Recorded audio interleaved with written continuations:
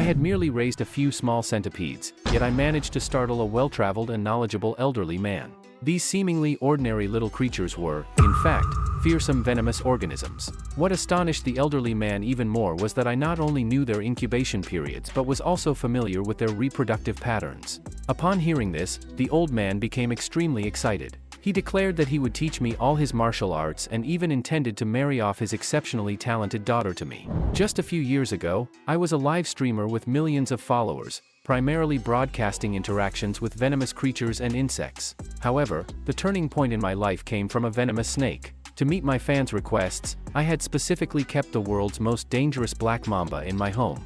Yet, an accident caused me to lose my life to its deadly fangs. When I opened my eyes again, I found myself inexplicably in a Taoist temple. One day, a group of people arrived at the Taoist temple, requesting to stay overnight to avoid the storm. Seeing their polite demeanor, which didn't suggest they were bad people, I gradually let down my guard and told them that I, too, had only moved here a few years ago. As I spoke, I pointed to the room behind me. Aside from this room, you can stay in any of the others. The elderly man leading the group first bowed in thanks, then instructed his disciples not to approach that particular room. Observing their uniform attire, I guessed they might be from the same family. Although I was curious about their identities, I had more pressing matters to attend to at the moment. I stepped into the room, a joyful expression on my face. "Kids, it's time to eat," I said, happily opening a clay jar. Inside, a spider opened its mouth, as if begging me for food. This was a local species, capable of growing up to 20 centimeters, a large venomous spider. Due to its unique coloration, reminiscent of a black tiger, people called it the Black Earth Tiger. Smiling, I handed it a cricket. When this little guy first arrived, it was only the size of a fingernail, but after 2 molts, it had grown this big. I felt an immense sense of satisfaction. After feeding the Black Earth Tiger, I walked over to the herb rack and pulled open one of the drawers. In the next moment, a bewangling cave gecko appeared before me. This was another local creature, its most striking features being the intricate patterns on its body and tail. In my previous life, due to a lack of funds or the species' rarity, I had never been able to acquire one. But to my surprise, they were abundant here. Raising them had now become one of my greatest joys. Just then, the elderly man suddenly entered my room. I quickly shut the drawer, and upon opening the door, I learned that he had come to invite me to dinner as a token of gratitude for letting them stay. What's more, the meal featured delicious venison. I was so thrilled that I was momentarily speechless. After all, for years, my meals had consisted of nothing but snakes and lizards, which I had long grown tired of. Naturally, I gladly accepted the old man's invitation.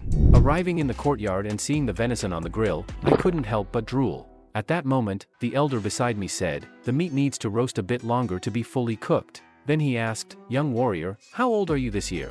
Have you always lived alone deep in the mountains?" I nodded. "Around 14 or 15, I think." Hearing my response, the elder looked puzzled. Seeing his confusion, I had no choice but to explain that I had hit my head as a child and couldn't remember clearly, which managed to brush off the question. Just then, another white-haired elder brought over the cooked venison.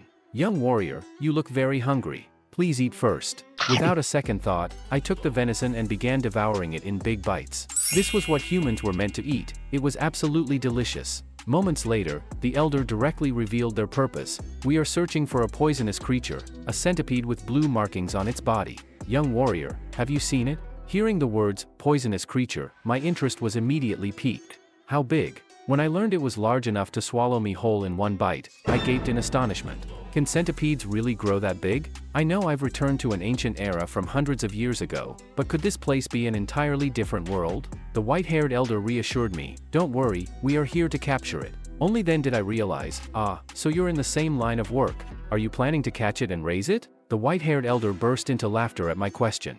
Raising it? That does sound amusing. But no, we need it for medicinal purposes. I was somewhat puzzled. Can centipedes really be used as medicinal ingredients? The elder explained, "My granddaughter is gravely ill, and only the inner core of the blue spot centipede can save her life." Hearing this, I couldn't help but sigh. The boundless love of family. Although this is cruel for the centipede, they did share their venison with me, so why not help them? I then began, that centipede. Before I could finish, the elder asked excitedly if I had seen it. I quickly shook my head and denied it. Although I don't know exactly what a blue spot centipede looks like, I have a good idea of where it might live. In my previous life, I was the most famous poisonous creature streamer on the entire internet, with knowledge far surpassing that of ordinary people. Among approximately 8.7 million species, around 20,000 are poisonous, and centipedes are one of them.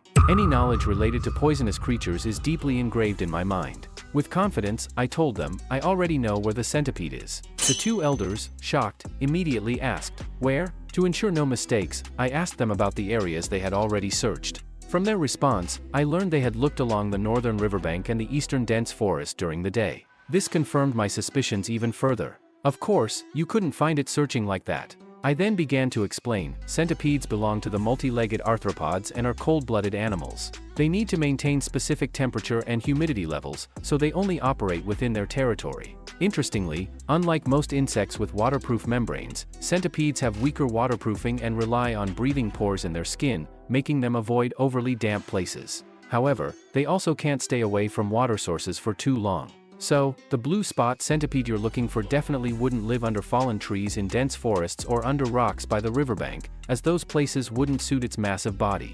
The two elders nodded, half understanding. Then where exactly is the blue spot centipede? If you can tell us, we will surely reward you handsomely. I gave a slight smile and pointed in a direction. Go to the Rocky Mountain in the west. If I'm not mistaken, that centipede will be hiding under the warm stones during the day and will come out to move around at night. A few days later, the elder led his disciples to the Rocky Mountain. However, after searching high and low, they couldn't find even a trace of the centipede.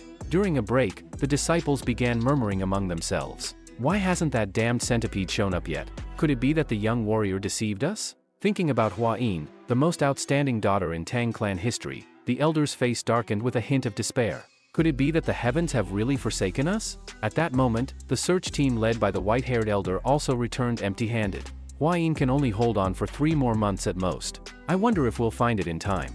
Then, the elder suggested, why don't we search to the south tomorrow? There's no trace of it here. The white-haired elder nodded in agreement but suddenly burst into laughter.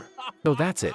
Why did it take me this long to realize? That young warrior was right, the blue spot centipede must be here. The elder looked confused. Father, what have you discovered? The white-haired elder explained, not only is there no trace or scent of it here, but there are also no territorial markings from other animals. Doesn't this mean? Before he could finish, the elder suddenly understood. In other words, the other animals were either scared away or eaten by some powerful creature. The white-haired elder patted his shoulder. Exactly. So, the blue spot centipede must be here. However, just as he finished speaking, the ground suddenly began to quake violently. Before anyone could react, a massive claw emerged from the earth. In the next moment, a colossal blue spot centipede appeared before them. At the same time, the thunderous noise from the valley reached my ears. I couldn't help but wonder, just how big is that centipede to cause such a commotion? On the other side, under the leadership of the two elders, the blue spot centipede was finally defeated. As they held the harvested centipede inner core, everyone was overjoyed. Hua Yin can be saved now. The elder stepped forward and said, Father, please take the disciples back to Sichuan first. I have one more task to complete. The white-haired elder nodded solemnly. I almost forgot about that. You must repay that young warrior properly, and at all costs, ensure he becomes an honored guest of ours. Meanwhile, I was being tormented by 3 centipede larvae, utterly overwhelmed. Who would have thought that overnight, I'd become the father of the blue spot centipede? It turned out that, after learning of the colossal centipede's existence, I had, out of curiosity, located its lair during the night. While I didn't encounter the live centipede, I did find 3 centipede eggs. I hid them under my pillow, and when I woke the next morning, they had all hatched. What troubled me even more was that they seemed unwilling to leave my side for even a moment. At that moment, I suddenly came up with an idea. Let's go take a bath now. Shortly after, the elder returned to the Taoist temple. After calling out a few times with no response, he entered my room. Seeing the room filled with herbs and jars, he assumed I was skilled in medicine. But he quickly realized something was amiss. Entering someone else's room uninvited is terribly rude. Just as he was about to leave, a strange noise caught his attention. He opened a jar and immediately widened his eyes in terror. Curiosity got the better of him, and he began inspecting other medicine boxes and jars. Seeing the variety of poisonous creatures, he was utterly stunned. I never expected that not only does he raise poisonous creatures, but he also breeds them. Even the Tang clan, masters of poison, only manage poisonous creatures. They've never considered breeding them. I thought saving my daughter's life was destiny, but now it seems that the young warrior is the true fortune we've encountered. At that moment, my voice broke his train of thought. Upon seeing me, he hurriedly stepped forward, indicating he had something to say. But before he could speak, a loud bang erupted from the doorway. As the smoke cleared, a disfigured man appeared before us. The elder immediately pushed me aside as the man launched an attack. Struggling to block the strike, the already injured elder was quickly overwhelmed and lost his ability to fight. He realized, to his horror, that the intruder was a master on par with his father. The man grabbed me with one hand and laughed maniacally. I heard someone from the Tang clan was here. I didn't expect it to be the son of the myriad poison's divine sovereign. The elder looked confused. Senior, who are you? If you know my father, why are you attacking us? The man sneered, look at my face and my red fist. Don't you understand? It was your father who made me like this. A name immediately surfaced in the elder's mind, Bloodhand Rakshasa, Ta Kunyang. Wasn't he struck by his father's poisonous palm and thrown off a cliff? How could he still be alive? Realizing the dire situation, the elder desperately pleaded with Ta Kunyang to spare me, even offering his own life in exchange. Ta Kunyang coldly refused. Anyone associated with the Tang clan, I won't let a single one go. The elder clenched his teeth in hatred but was powerless. As Ta Kunyang's grip tightened around my neck, my vision blurred, and my consciousness began to fade. At the critical moment, 3 centipede larvae suddenly burst out from my clothes and sank their fangs into Ta Kunyang with all their might. Ta Kunyang sneered dismissively, tiny centipedes, do you think this can hurt me? However, as soon as he finished speaking, blood spurted from his mouth. His body trembled, weakened, and eventually collapsed lifelessly to the ground. Witnessing this scene, I was utterly stunned. He just died like that? The elder beside me was even more astonished. After a moment, he exclaimed, this young warrior is not merely an honored guest but must become a member of our Tang clan. A few days later, the elder's injuries began to improve. Upon waking, the first thing he did was express his gratitude to me, then revealed that he was a member of the martial world. This immediately piqued my curiosity. Are you one of those martial arts experts who can fly around? The elder laughed and replied, only a very few can achieve that. Hearing this, I suddenly came to a realization, so this really is a different world. Otherwise, how could there be house-sized centipedes and people who can fly? Then, the elder continued, although I appear quite miserable now, I will definitely repay you in the future. Let me formally introduce myself. I am Tang Kielsan, the head of the Tang clan in Sichuan. I responded, I am Wei Saryong. However, he seemed more interested in the poisonous creatures I carried than in my name. When he learned that they were the larvae of the blue spot centipede, Tang Kielsan suddenly sat up straight. Where did they come from? How did you tame them? And when I was waiting for you, I noticed many poisonous creatures in your room. Are those also raised by you? So, I explained the entire sequence of events to him. The well-informed Tang Kielsan was astonished after hearing it. Are you saying that not only can you raise eggs, but you can also predict their hatching time and even understand their breeding patterns? Then, I took out 2 poisonous creatures and explained, this is an ordinary striped lizard. They have yellow stripes on their bodies and white stripes on their tails. If you breed them with the same species that only have white stripes on their tails, the offspring will have both colors. Tang Kielsan was utterly incredulous. Is this really something humans can influence? At this point, he swallowed hard, and a bold idea sparked in his mind. If we breed poisonous creatures with even stronger toxicity, could we cultivate species with even more potent poison? I nodded affirmatively. As long as we know which poisonous creature has stronger toxicity, theoretically, it's possible. Hearing this, Tang Kielsan was overjoyed. Young warrior, join our Tang clan. If you become one of us, I will teach you all our martial arts and provide you with anything you desire. I believe you can cultivate creatures even more powerful than the 10 great poisonous creatures of the Central Plains. If that's not enough, I can even marry my stunning daughter to you. At this, I hurriedly interrupted him. Tang Kielsan chuckled smugly. Though you're still young, you're a man, after all. It seems Huayin has really done us a great service this time. However, I told him firmly, I'm not interested in women. You just mentioned the 10 great poisonous creatures of the Central Plains. Are they more powerful than the blue spot centipede? Tang Kielsan confidently replied, though the blue spot centipede is formidable, it's just a low-level poisonous creature and cannot compare to the 10 great poisonous creatures of the Central Plains. Among them are scorpions the size of houses and golden frogs that shine like gold. Whatever you imagine, they far exceed your understanding. Hearing this, my eyes lit up. Master Tang, may I join the Tang clan? 2 days later, the disciples were shocked to learn that Bloodhand Rakshasa Ta Kunyang had reappeared in the martial world. It said his strength had reached the same level as the previous patriarch. Since the patriarch sent him to the underworld, does that mean you've also reached the realm of 10,000 poisons? Tang Kielsan shook his head and denied it. Ta Kunyang met his end at the hands of the young warrior. Hearing this, the disciples knelt before me in disbelief. Are you perhaps an immortal master who has regained their youth? Tang Kielsan smiled faintly. Young warrior, it seems there's been a misunderstanding. Why don't you show them? At that, I pulled open my collar, revealing the 3 blue spot centipede larvae to the astonished crowd. Upon learning that these were blue spot centipede larvae, the disciples were stunned. We never expected the young warrior to possess such talent at such a young age. At that moment, Tang Kielsan suddenly spoke up. "We need to set off now, any later, and it'll be too late." I was a bit puzzled. "Master Tang, is there something else you're searching for?" Tang Kielsan explained to me that Bloodhand Rakshasa Tak Unyang's martial art, the Bloodhand Poison Claw, required human blood and bone marrow to enhance its power, an extremely sinister martial art. Hearing this, my face turned pale. This world actually has such insane martial arts. Tang Kielsan then expressed his concerns. If Tak Unyang left behind a manual or disciples, the consequences would be unimaginable.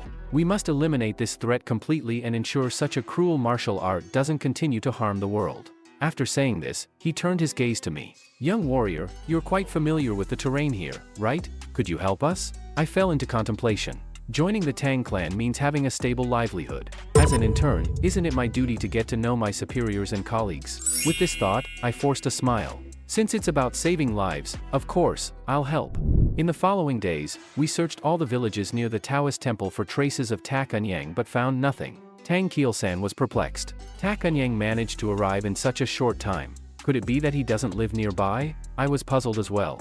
How could there not be a single trace? But as I recalled what Tak Unyang had said at the time, an idea suddenly struck me. I quickly shared my hypothesis with Tang Kielsan. At that time, Tak Unyang said, "I heard someone from the Tang clan came here, which means he got the information from someone else. So, if we confirm where the Tang clan passed through and use his physical description to search, wouldn't we be able to find clues?" Tang Kielsan's expression brightened with understanding. He immediately gave the order for us to head to the Li ethnic village. However, when we arrived at the village, we found it much quieter than before, and the villagers appeared sickly. At that moment, an aged voice called out, "Why have you come here?" We followed the voice and saw a few people staring at us coldly. Seeing this, Tang Kielsan politely introduced himself and explained our purpose. However, the elder merely gave a few perfunctory responses before directly ordering us to leave. Just then, a young girl suddenly collapsed. The elder hurriedly held her in his arms, exclaiming, "Me Jean, even you've caught this strange plague? You're the only family I have left." Hearing this, Tang Kielsan immediately said, "Elder, I know some medicine. Let me take a look." Realizing his granddaughter had a chance of being saved, the elder reluctantly revealed the truth. It turned out that, not long ago, a strange plague had spread through the village, causing many children to die one after another and even bringing down the once healthy young adults. After explaining, he invited us into his home. To my surprise, I had thought the Tang clan was merely a poison-using assassination organization, but they also excelled in medical skills. Tang Kielsan then channeled some inner chi into the young girl, and her condition finally stabilized. However, he found it odd. "This child has an irregular pulse, is it congenital heart weakness?" The elder's face was full of sorrow. "It's not just my granddaughter, others also show similar symptoms. I tried to persuade you to leave at the village entrance so you wouldn't get involved." After the misunderstanding was cleared up, Tang Kielsan instructed the elder to gather the villagers and have them try the medicine. The elder was so grateful that he was moved to tears. Soon, night fell, and the disciples inquired about the condition of the patients. Tang Kielsan told them, although some people feel weak all over or have swollen eyes, and others have irregular pulses or low fevers, those in severe condition all have heart issues. After saying this, he asked about my status. A disciple replied, "The young warrior has gone to his room to rest after taking care of the patients for a long time." Tang Kielsan hadn't expected me to work so hard and decided to check on me before resting himself. However, when he opened the door to my room, his expression changed drastically. He quickly stepped forward and, without a word, slapped me across the face. I woke up with a start, staring at him in confusion. "Master Tang, what's wrong with you?" Tang Kielsan first apologized to me and then explained, "It was just to kill the bug on your face." It turned out that after I had fallen asleep, he had specifically come to check on me but noticed a bug crawling on my face. Knowing full well that this village had many dangerous insects, Tang Kielsan didn't hesitate to strike. After explaining, he handed me the dead bug to examine. My heart sank. How did this thing get here? At that moment, something occurred to me, and I asked Tang Kielsan, "Are all the severely ill patients experiencing irregular pulses?" After receiving a positive response, I immediately voiced my hypothesis: the culprit behind this village's strange plague is very likely this insect. Time for a science lesson.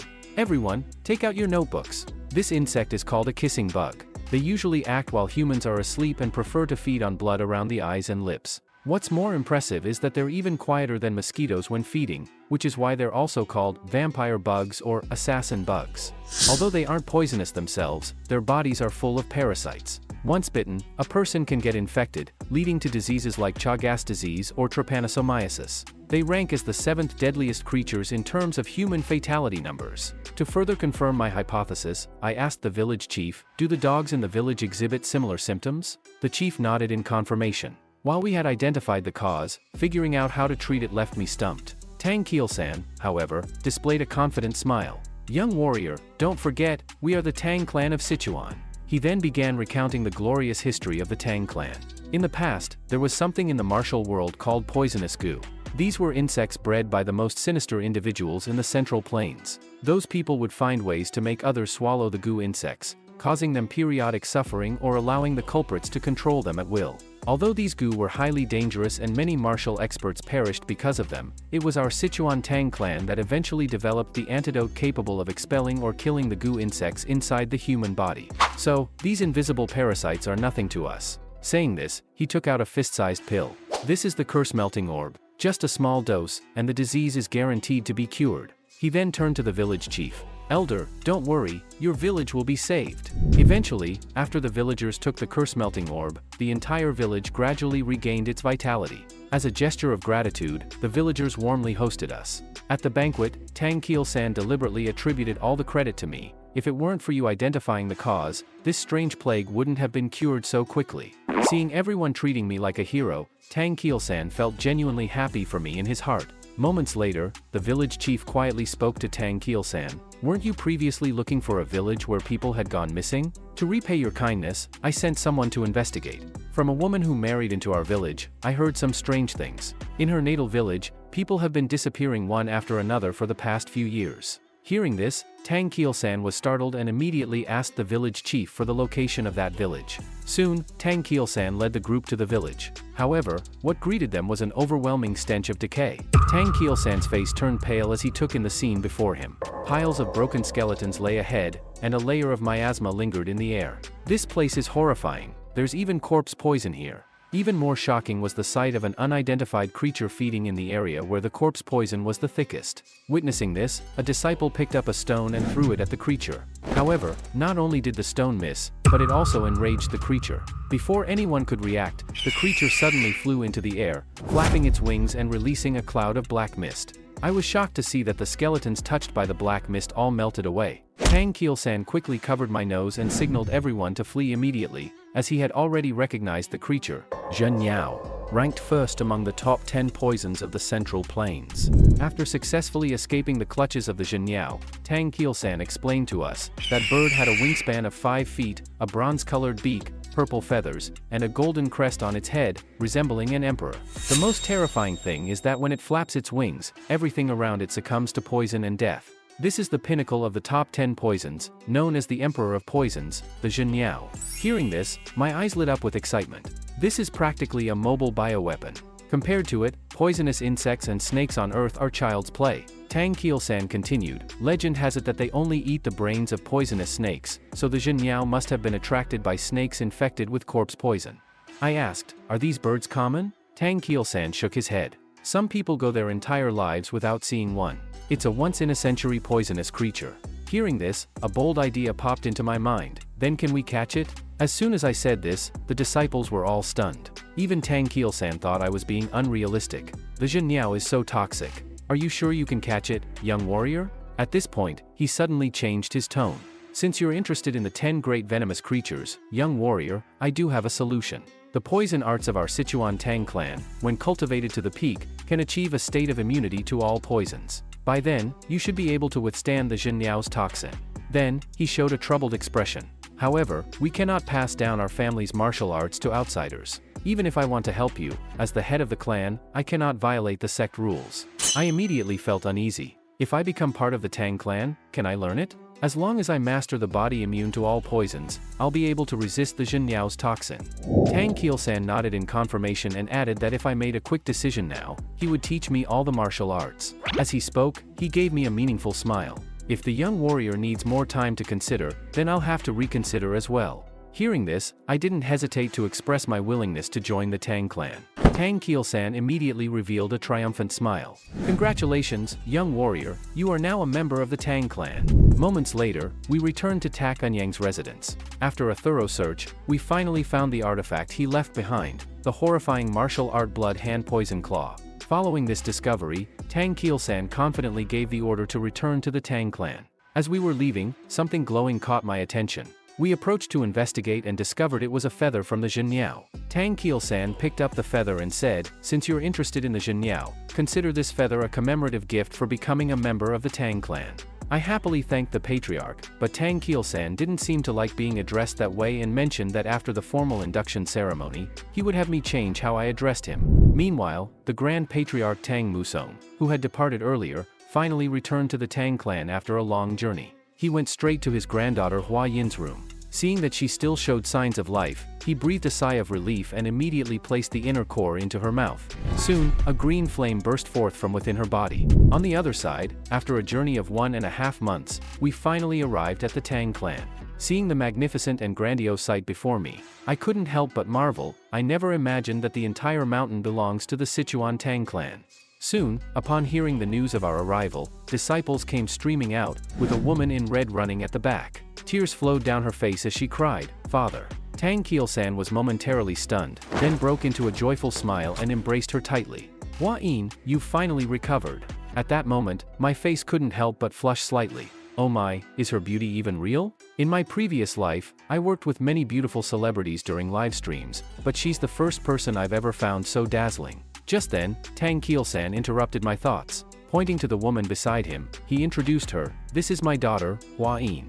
Upon hearing this, Hua Yin turned to look at me. The moment our gazes met, ripples stirred in my heart, and I couldn't help but recall what Tang Kiel-san had said back at the Taoist temple, that he intended to betroth his daughter to me. Does that statement still hold true now? Just after Tang Kiel-san finished introducing Hua Yin, in my excitement, I accidentally called her Yunhua instead. With a puzzled expression, Hua Yin repeated, "Yunhua." I immediately realized I had misspoken, and the situation turned awkward. Oh no. I just mixed up the name of the daughter of a major family head. How am I supposed to get by after this? I quickly changed the subject. "It's a pleasure to meet you. I'm Wei Soryong. It seems your plague has been cured, and that's wonderful news." Hua Yin now recalled the events from half a month ago. At the time, after consuming the inner core of the blue spot centipede, she had slowly opened her eyes. Her mother was overjoyed, but Hua Yin shed tears of guilt. As the only daughter of the Tang clan's leader in Sichuan, she harbored struggles unknown to others. Though her talents had yet to fully manifest, her exceptional beauty had already earned her the nickname "one of the 3 flowers in the martial world." As a result, the elders often suggested to her father that she should marry early. This filled Hua Yin, who had always wanted to contribute meaningfully to the family, with a deep sense of insecurity. Determined to earn the elders' approval, she locked herself in her room every day and trained obsessively, only to succumb to inner chi deviation due to her impatience. "Grandfather, mother, I'm sorry, but I've now lost all my inner chi," Hua Yin said regretfully. Her grandfather, however, burst out laughing. "That's nothing to worry about. Haven't you already achieved the level of 100 poisons? That's something worth celebrating." Hua Yin was stunned and immediately opened her palm to confirm. Seeing the confusion on his granddaughter's face, her grandfather explained the whole story to her. "So, that young warrior not only saved your life but also helped you break through to the level of 100 poisons." Snapping back to reality, Hua Yin quickly clasped her hands and bowed. "Thank you, young warrior, for saving my life. This debt, I, poisonous flower, will never forget." Just then, a voice suddenly echoed in my mind. "Well, isn't my daughter beautiful? Do you want to pick this rose?" Shocked, I looked at Tang Kiel-san. He was using voice transmission. Moments later, I went to the bathroom to take a bath, but the 3 centipede larvae only dared to play around in the wooden tub. Seeing this, I gave a sly grin.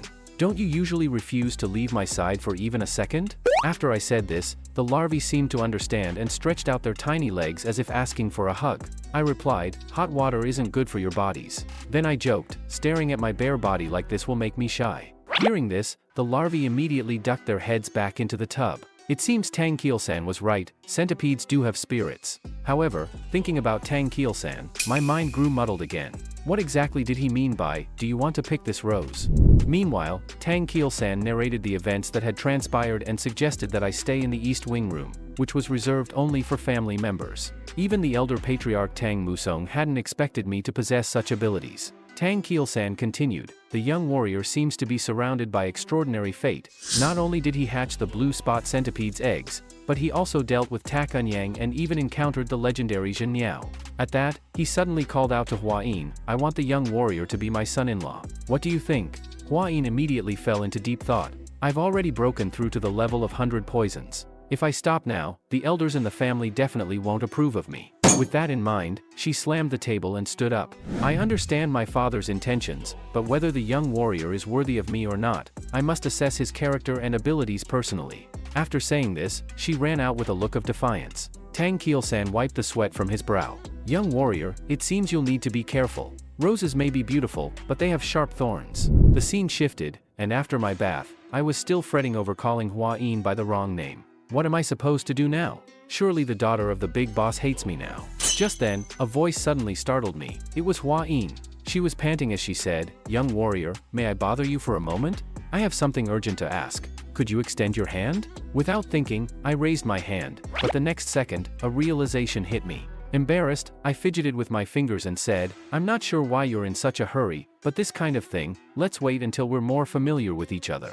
Blushing, Hua Yin explained, young warrior, what nonsense are you thinking? I just wanted to check your pulse. But I suppose it's natural for such a misunderstanding to occur after such a sudden request. With that, she sat down beside me and explained her purpose. It turned out that, as the only direct descendant of the Tang clan, Hua Yin had long been marginalized by the collateral branches simply because she was a woman.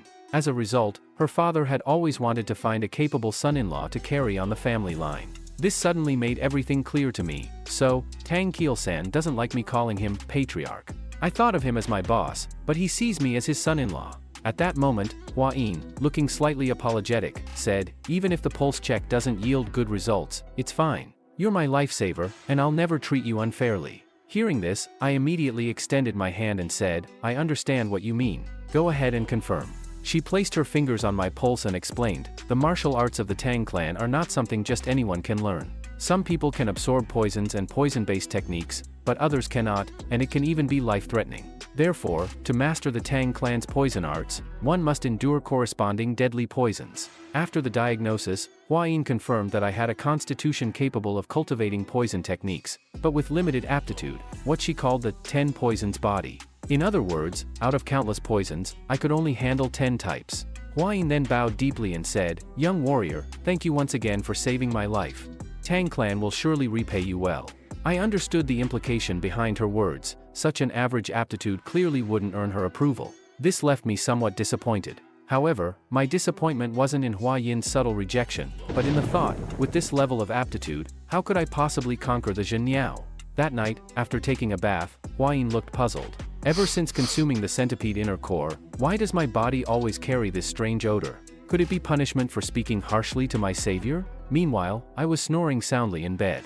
Unbeknownst to me, I found myself in a peach blossom forest. There, Hua Yin knelt before me, repeatedly expressing her gratitude.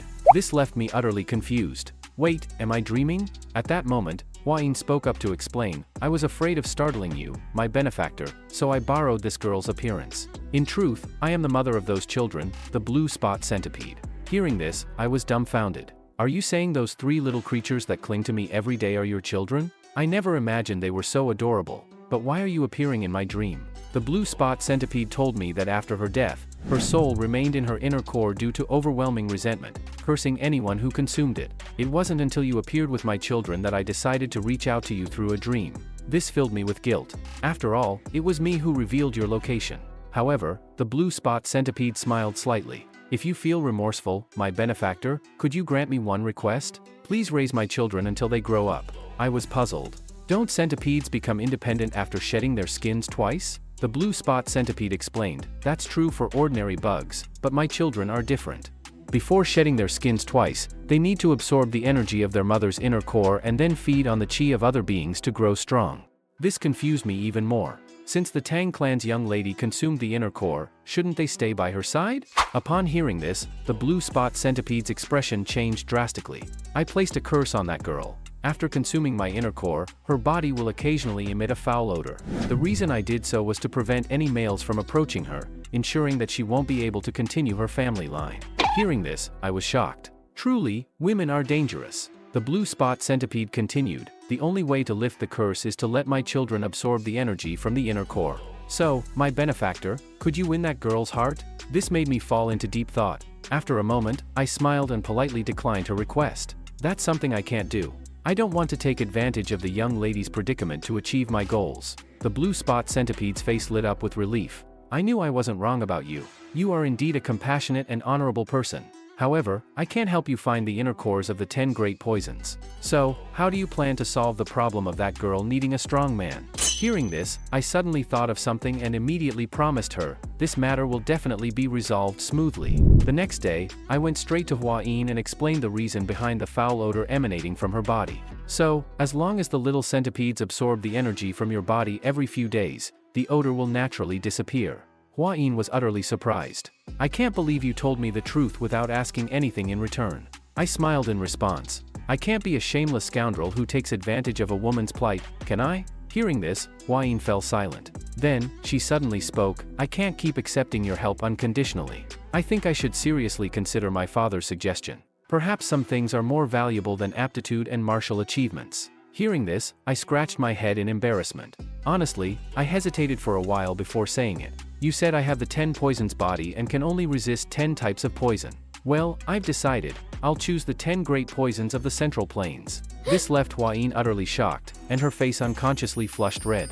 Could it be that he's aiming to become the #1 in the world, for me? What should I do? Is this his way of confessing to me? Then, Hua Yin tentatively asked, do you know what you're saying? That path will be arduous and exhausting, and you might not even accomplish it in your lifetime.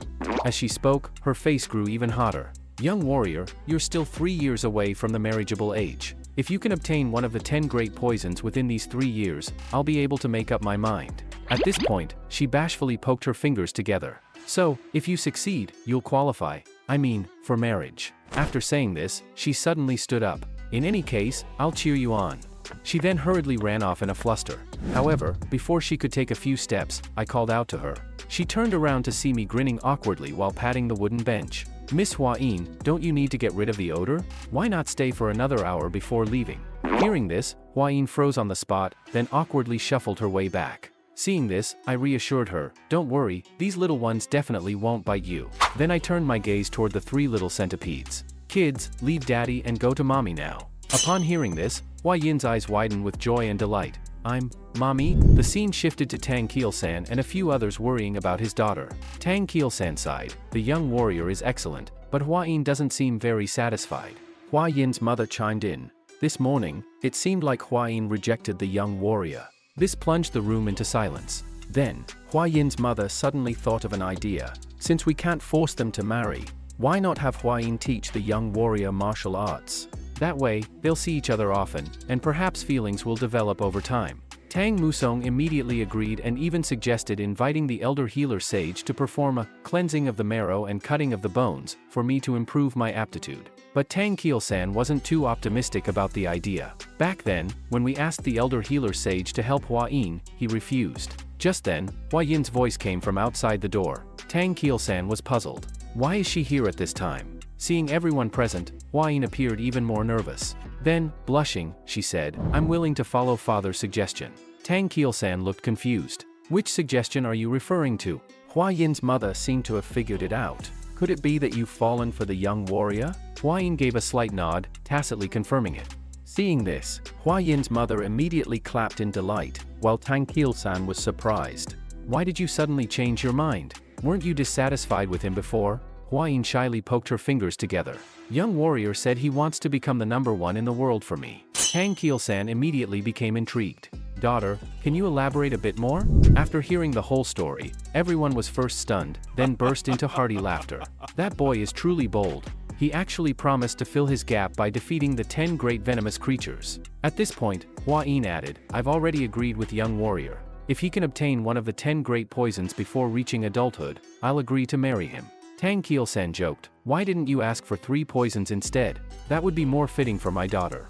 Amid the cheerful atmosphere, Tang Musong concluded, from now on, we'll treat him as our son-in-law, but we'll pretend not to know. And during his efforts, let's gradually become one family. Late at night, the blue spot centipede appeared in my dream again. She held my hand with admiration in her eyes. My benefactor, you're amazing. You've completely won that girl's heart. After saying this, a hint of sadness appeared on her face. My benefactor, this will be my last appearance in your dream. Now that my resentment has been resolved, my soul will soon ascend to the afterlife. If there's anything you need help with right now, I will assist you unconditionally. Hearing this, I hesitated for a moment before saying seriously, if it's possible, could I take a look at your body? This caught the blue spot centipede off guard, but she still complied and slowly lifted her shirt. Men truly are perverts. Meanwhile, the three kids cooperatively covered their eyes. However, the next second, I stopped her with a confused expression. Why are you taking off your clothes? I just wanted to see you transform into your blue spot centipede form. Hearing this, the blue spot centipede's face was filled with embarrassment. As a cloud of smoke dispersed, a massive blue spot centipede appeared before me. Seeing this scene, my eyes lit up immediately. It's real, it's really huge. Then, unable to contain my excitement, I began touching her body. Such sturdy joints, such sharp fangs. This chitin is truly extraordinary. After Tang Kielsan learned about my relationship with Hua Yin, he took the initiative to have a conversation with me. Hua Yin has already told me, so from now on, you are officially my son-in-law. The wedding will take place as planned once you come of age. Just as I was about to speak, Hua Yin's mother eagerly introduced herself as my mother-in-law. The Grand Patriarch, filled with joy, added, Hua Yin having a husband is truly a great blessing. Hearing this, I couldn't help but glance at Hua Yin in confusion. Wasn't our marriage conditional? Had she already told the elders that she fully accepted me? Regardless, I decided to go along with it for now. Feeling slightly embarrassed, I scratched my head and said, I'll be in your care from now on. Seeing this, Tang Kielsan and the Grand Patriarch exchanged smiles. We've been waiting for this day for so long. Then, Tang Kielsan informed me that before I could begin learning poison techniques, there was one important matter, to take me to see the most mysterious place in the Tang clan, the Hall of 10,000 Poisons. I can assure you, you will love it there. Moments later, I followed them toward the Hall of 10,000 Poisons. The Grand Patriarch explained that, as a member of the Tang clan, it was tradition for family members to accompany one on their first visit, not only as a custom but also for safety reasons. This filled me with anticipation. As the name suggested, the Hall of 10,000 Poisons must be a place where all kinds of deadly poisons were stored. Just as I was about to confirm with Hua Yin, her delicate profile suddenly caught my attention. When I snapped out of it, I realized that Tang Kielsan and Hua Yin's mother were watching me with knowing smiles. Kid, you've practically memorized my daughter's face. She's already yours, why are you still staring so intently? Hua Yin's mother teased with a smile, it seems our Hua Yin has completely captured our son-in-law's heart. Before long, we arrived at the Hall of 10,000 Poisons. The gatekeeping disciples immediately bowed respectfully, and the Grand Patriarch gave the order to open the doors. Two robust men obeyed the command and exerted all their strength to push open the massive doors. By the time the doors were fully opened, they were so exhausted that they collapsed onto the ground. Witnessing this, I was astonished. Tang Kielsan chuckled and explained, this door is forged from Kunyu steel, sourced from the southern wilderness and weighs 1,000 catties. Opening it is considered a great honor. Stepping inside the hall, I was instantly overwhelmed by the sight before me. The Grand Patriarch explained that this was the core of the Hall of 10,000 Poisons, where all the poisons of the Sichuan Tang clan were stored. I curiously examined the various poisons. Tang Kielsan reminded me not to touch anything recklessly, then smiled and asked Hua Yin to introduce them to me. Hua Yin blushed slightly but still took my hand, eagerly leading me through a tour of the most powerful poisons in the Tang clan. Although poisons like alimentary canal necrotizing poison, spirit-destroying poison, and bloody pulp poison are extremely potent, the most formidable poison in the Tang clan is actually another one. As she spoke, she picked up a poison the size of a bean and placed it in my palm. This is the Tang clan's exclusive deadly poison, the seed of the castor plant. Upon hearing this, I immediately thought of ricin. This is a highly toxic plant protein, requiring only about 2 milligrams to be lethal to an adult. Famously, it was used in the umbrella assassination of a Bulgarian dissident during the Cold War. Thinking of this, I couldn't help but widen my eyes in shock. Isn't this a poison 100,000 times more potent than potassium cyanide? However, Hua Yin remained calm, as if she was used to it. Its most terrifying aspect is that it is colorless, tasteless, and formless. That's why we regard this poison as the greatest treasure among poisons, calling it golden poison. Those who die from it are referred to as golden death. She specifically reminded me, the most powerful poison is not one that causes extreme pain, but one that kills invisibly and undetectably. That is why the philosophy of the Sichuan Tang clan's poison arts is, to take lives silently and without a trace. Hearing this, I couldn't help but feel a chill down my spine. Isn't this just like the assassins in espionage dramas? At that moment, the Grand Patriarch suddenly spoke. This is just the basics. Now, let's take him to see the poison he most wants to witness. If you like it, you can even be in charge of it." Hearing this, my interest was immediately piqued. "Can we go right now?" The Grand Patriarch nodded. "Anything you desire, the Tang clan will fully support." However, at that moment, an urgent voice came from outside the door. A disciple rushed in, panting as he reported, "Patriarch, you may need to go to Black Tortoise Pavilion immediately." The family elders. The Grand Patriarch frowned and interrupted, "What is it this time?" The disciple continued, "There are two matters. First, the medicine sent to the Lord of Sichuan City was ineffective, and he has sent back a letter full of complaints. The second matter." At this point, his gaze fell on me. The Grand Patriarch immediately understood what he meant but hadn't expected news of the Hall of 10,000 Poisons to spread so quickly. Without hesitation, he called for me to accompany him to Black Tortoise Pavilion. Right then, the elders in Black Tortoise Pavilion were engaged in heated discussions. As soon as they saw us arrive, they immediately raised their concerns. "Patriarch, how could you make such an important decision on your own? You've chosen an orphan with an unknown background as Hua Yin's husband." Hearing these words, Tang Keelsan was filled with rage, and a powerful aura erupted from within him. "Are you insulting my son-in-law?" Sensing the rising tension, the Grand Patriarch intervened in time. "This is my decision. Do any of you have objections?" The elder's tone immediately softened. "But entrusting the Hall of 10,000 Poisons to someone untested seems rather reckless." Seeing the situation grow more complicated, Hua Yin softly apologized to me. However, I simply let out a sigh. She wasn't the one who needed to apologize. So, I spoke up to break the deadlock. "Since everyone is concerned about my abilities, if I can prove myself, would you all be willing to accept me? For example, solving that troublesome issue with the Lord of Sichuan City, who has been troubling the Tang clan." Upon hearing this, Hua Yin and her mother were utterly shocked. "Sacheon, this is not something to joke about." But deep down, I knew, I wasn't someone who sought the spotlight. However, if anyone dared to stand in the way of my happiness with my poisons, I would never sit idly by. Upon hearing my proposal, the elders immediately became furious. When the elders are speaking, what right does a junior have to interrupt? Moreover, you don't even understand the Lord of Sichuan City's illness, yet you dare to speak so recklessly? That's why it's best to choose a son-in-law with a known background. It's the safest choice. Faced with the elders' endless doubts, I suddenly recalled my past life as a toxicology blogger. No matter how hard I worked, there were always skeptics and malicious comments online. Thinking of this, I immediately countered. "From what you're saying, it seems you still refuse to acknowledge me as the son-in-law of the Sichuan Tang family.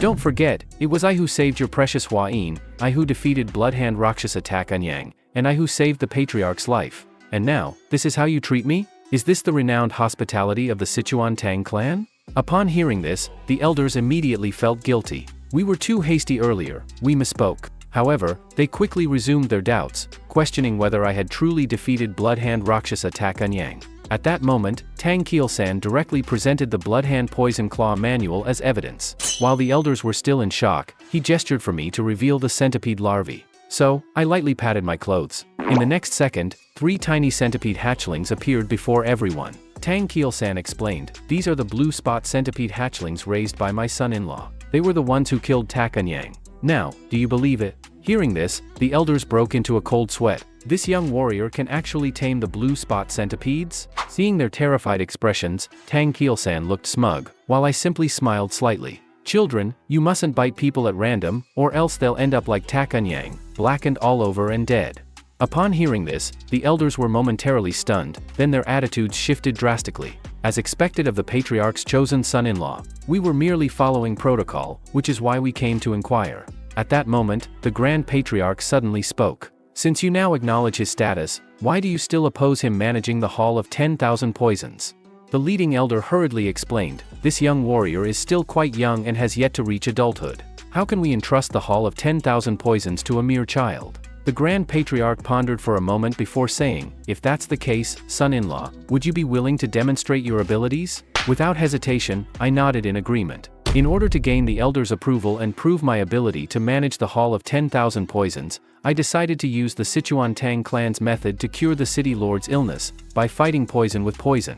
Upon hearing this, the elders were instantly horrified. "What nonsense are you spouting? We asked you to cure him, not to kill him. You need to find a proper remedy." Afterward, the Grand Patriarch specifically kept me behind. "Since you have now made an agreement with the elders, starting today, you will begin learning the Tang clan's martial art, 5 Poisons Returning Technique. Hearing this, I became excited. Is it a technique for training footwork? The Grand Patriarch shook his head. Footwork is important, but the Tang clan focuses more on practical combat. So, we will teach you techniques that are immediately useful.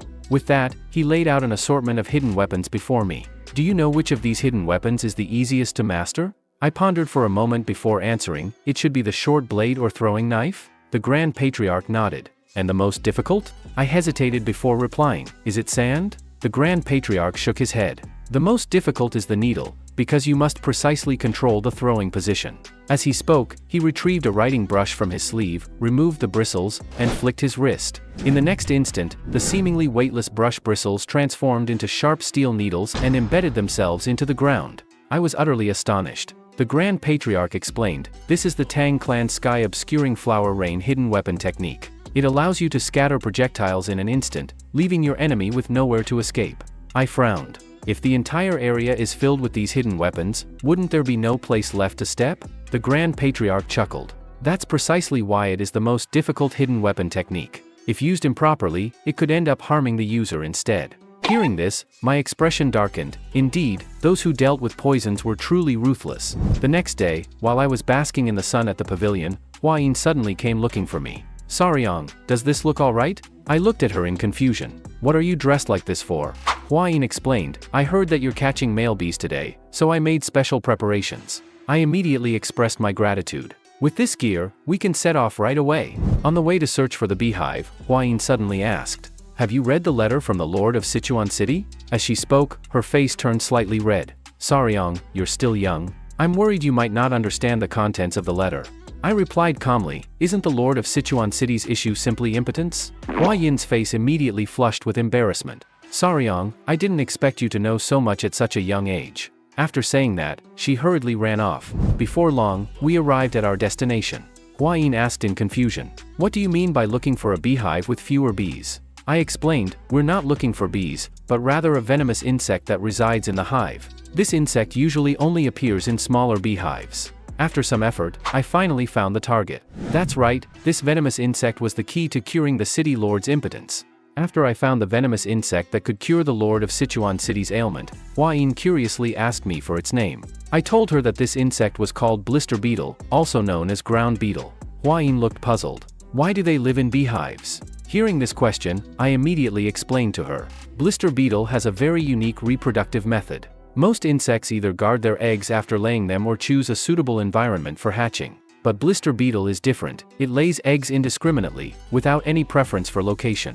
Once blister beetle larvae hatch, they climb to the highest nearby point and perform a peculiar act. They cluster together to mimic a flower, luring bees to collect nectar. When an unsuspecting bee approaches, the larvae immediately cling tightly to it, staying attached until the bee dies. After hearing my explanation, Hua Yin scratched her head and asked further, "But I heard that this insect is highly toxic, capable of causing skin burns. And if ingested in excess, it could be fatal." I nodded in confirmation. Blister beetle secretes a yellow toxin containing cantharidin, which is extremely potent. If it comes into contact with the skin, it causes blistering, similar to a burn. However, what Hua Yin hadn't expected was that such a dangerous insect could also have that particular medicinal effect. I smiled knowingly and said, "That's right. When its toxicity is properly controlled, it can indeed help restore a man's virility." Upon hearing this, Hua Yin's face turned bright red. You should stop talking. Let's just hurry back." After returning to the Hall of 10,000 Poisons, I meticulously explained the preparation method to the apothecaries. First, blister beetle must be dried and ground into powder. However, this powder still contains 10% of its toxin. If a person ingests 3 milligrams at once, it could be life-threatening. Therefore, each pill's dosage must be strictly controlled at 1/10 of a milligram. In liquid form, that equates to 10 drops of water. Does everyone understand? After hearing my explanation, the apothecaries all displayed expressions of astonishment. The lead apothecary couldn't help but exclaim, "I never expected your calculations to be so precise. Rest assured, we will strictly adhere to your instructions in the preparation process." That night, after learning about the effects of blister beetle from Hua Yin, the Grand Patriarch was quite surprised. "It seems we need to reorganize the Tang sect's poison formulas." Then, Hua Yin mentioned my arithmetic skills to the Grand Patriarch. He can even precisely calculate the weight conversion between milligrams and drops of water. The Grand Patriarch was astonished. I originally thought he was just skilled in poisons, but I never expected him to understand even this. The more I learn about him, the more I see his value. Then, he suddenly changed the topic. So, has your impression of him improved significantly now? Hua Yin lowered her head in embarrassment and softly said, well, I did misunderstand him at first. Afterward, the Grand Patriarch asked, once the medicine is completed, how do we verify its effectiveness? Upon hearing this question, Hua Yin's face instantly turned red. This, she murmured before covering her face in embarrassment. Sacheon said that the clan's elders have become too arrogant. Perhaps it's time to restore the family's discipline. Hearing this, the Grand Patriarch burst into hearty laughter. This kid is truly amusing. The next day, the apothecaries presented the finished medicine to me, adding, to make the medicine easier to consume, we mixed in licorice powder and honey for a slightly sweet taste. I eagerly opened the medicine box. Was it made according to my specifications? The apothecaries nodded in confirmation, but the clan's elders scoffed with disdain. Such unnecessary theatrics, anyone who didn't know better might think you've created something extraordinary. At that moment, Tang Keelsan spoke. Now that the medicine is ready, how does my son-in-law plan to verify its effectiveness? I countered, is verification even necessary? Upon hearing this, an elder slammed the table and stood up. Of course, it must be verified. How can we send an untested medicine to the Lord of Sichuan City? If anything goes wrong, the consequences will be unimaginable. I smiled slightly, as if I had anticipated this reaction. If that's the case, then there's only one way. Saying this, I gestured for the apothecaries to hand another pill to the elders. The elders were momentarily stunned before looking at me warily. Are you suggesting that we test the medicine ourselves? Who knows what you might have put in it? I smirked playfully. Grandfather, didn't you say that Tang sect members fear no poison? Look at them now, are they actually afraid? The Grand Patriarch nodded in agreement. Now that my grandson-in-law puts it this way, it does seem true. I continued to provoke them. Besides, they are all grand elders who have trained in the 100 poisons realm. How could they possibly fear a mere blister beetle pill? Hearing this, the elders, thoroughly provoked, refused to back down and swallowed the pill in one gulp. If this medicine doesn't work, we will not let you off. A moment later, one elder sneered. See? Nothing is happening at all.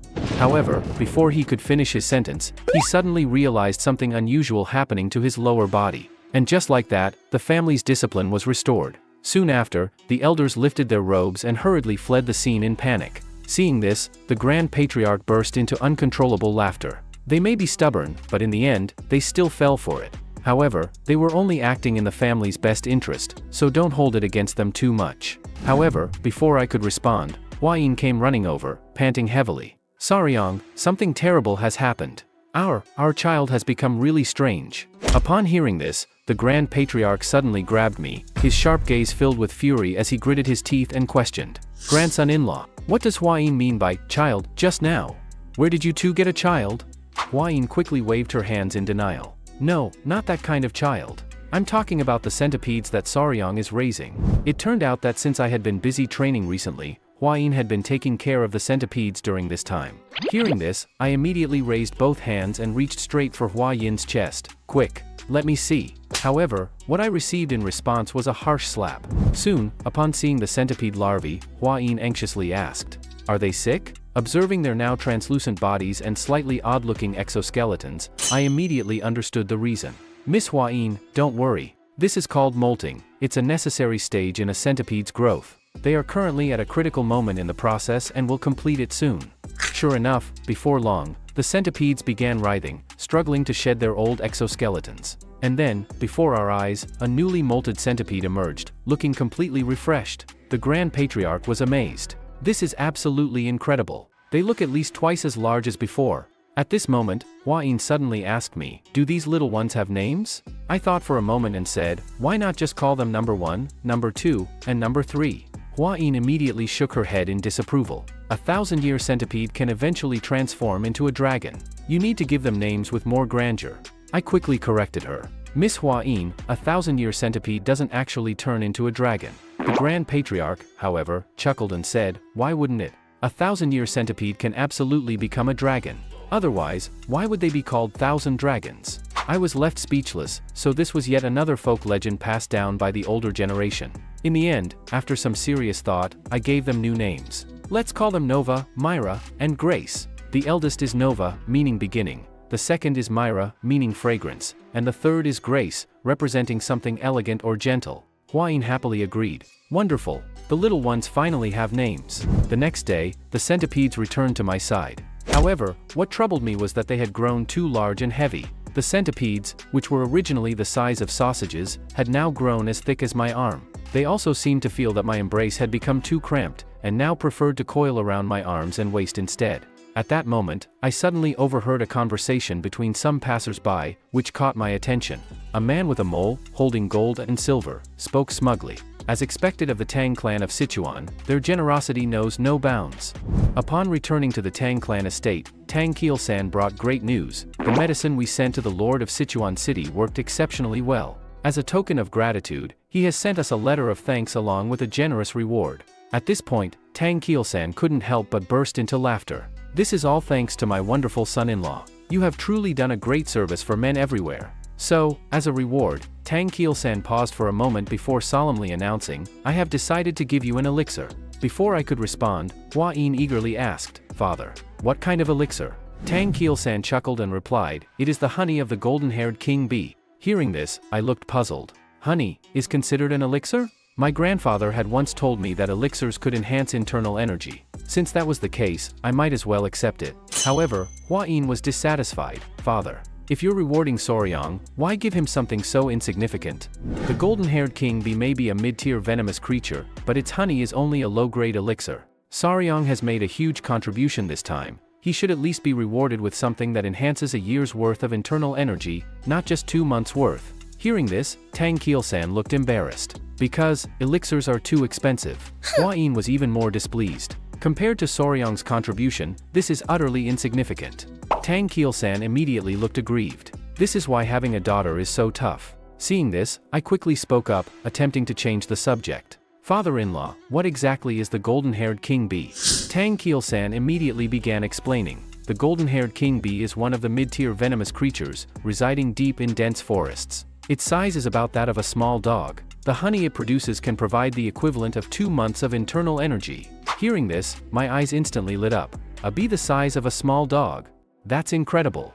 However, Hua-yin pushed me aside and snorted coldly. Father, we haven't settled the previous matter yet, have we? Tang Keelsan hurriedly waved his hands in defense. It's not what you think. I mainly chose this because I thought Sacheon would be interested in the golden-haired king bee. Hearing this, I became instantly excited. Father-in-law, do you mean you're taking me to see the golden-haired king bee? After receiving Tang Keelsan's confirmation, I immediately recalled the joy of collecting honey in my past life. With that thought, I couldn't wait any longer and dashed out the door, following Tang Keelsan. And so, we embarked on our journey to find the honey. However, when we arrived at our destination, we discovered that 2 groups were already there, arguing fiercely over the queen bee's honey. What surprised me even more was that they had all purchased the same intelligence from the same mole-faced man. In that instant, I understood everything, so that guy had been selling the same information everywhere to swindle money.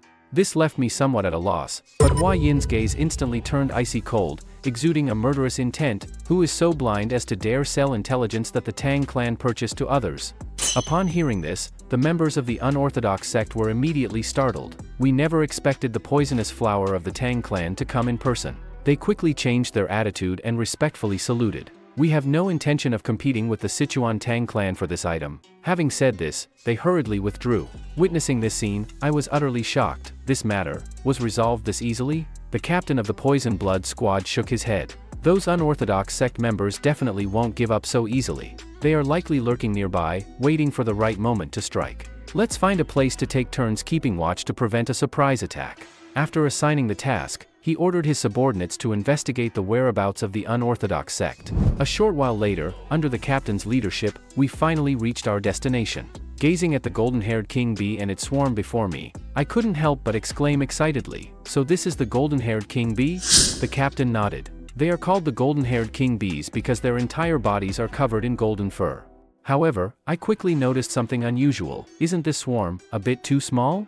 Hua-yin looked at me in confusion, so I explained, a typical small hive would have at least 5,000 to 7,000 bees. But given the golden-haired king bee's massive size, this swarm looks to have only a few hundred at most. Hua-yin was surprised. You can tell without even going inside? I smiled and replied, just by observing the activity at the hive entrance, you can roughly estimate the size of the swarm.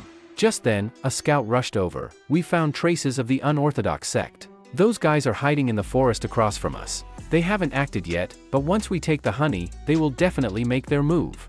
The captain pondered for a moment before saying, after nightfall, we'll use the Tang clan's method to collect the honey. Noticing my curious expression, the captain continued explaining, burning mugwort leaves produces smoke that calms the bees, allowing us to take the honey safely. However, a subordinate hesitated and said, but the wind direction is wrong right now. The smoke will blow towards us instead, making it impossible to drive the bees away properly. The situation instantly became awkward. But soon, I came up with an idea. Since the wind is blowing toward us, it means the bees won't detect our scent. If that's the case, let me give it a try.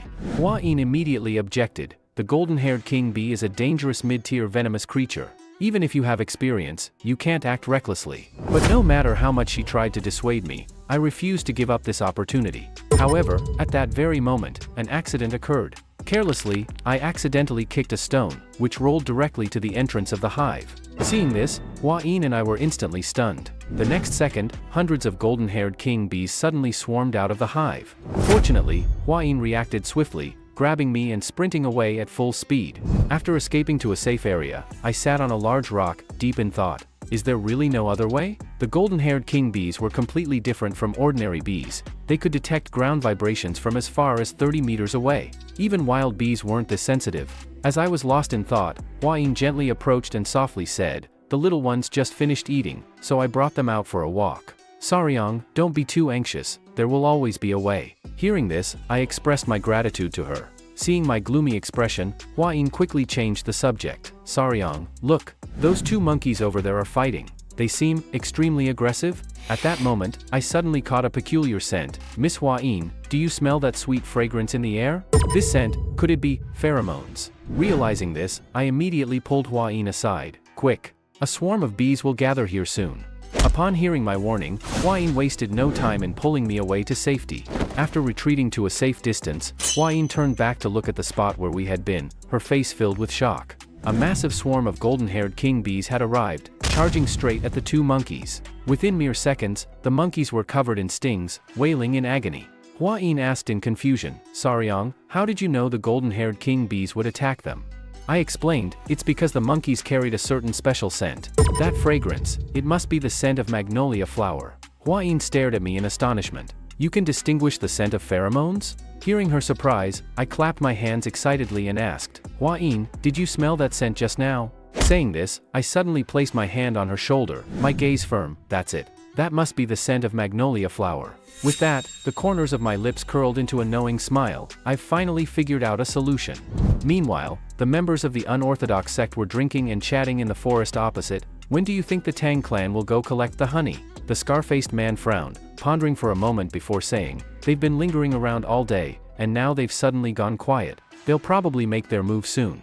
But, he paused, his eyes flickering. Is that hive really worth all this trouble? The buzzcut man answered confidently, of course. Candles made from the wax of the golden-haired king bee are a rare treasure, used exclusively in the imperial palace. His face was filled with smugness. Once the Tang clan gets the honey, they'll definitely leave immediately. At that point, the remaining hive will be ours. As he spoke, a sinister smile suddenly appeared on his face. Of course, what if they accidentally die? At this moment, a bearded man interjected, I heard that one of the 3 flowers of the martial world, the poisonous flower, is here as well. If she encounters danger while collecting honey, and we step in to save her. As he spoke, a lecherous grin appeared on his face. Who knows? One of us might even end up marrying into the Tang clan. The group burst into laughter. However, at that moment, he suddenly sensed something amiss. Do you guys smell something? The buzzcut man dismissed it with a joke. That must be the fragrance from the poisonous flower herself, right? As soon as he finished speaking, a strange noise suddenly echoed from above. The group looked up, and their expressions changed drastically. A massive swarm of golden-haired king bees was diving straight toward them. Witnessing this scene, everyone was struck with terror. They scattered like headless chickens, but it was already too late. Amidst a series of blood-curdling screams, they ultimately perished under the venomous stings of the golden-haired king bees. Looking at the scattered flowers and fruits on the ground, Hua Yin was full of confusion. Sacheon, what exactly is going on? I never expected these bees to be so sensitive to floral scents. I chuckled and said, this was precisely the attack command I gave them.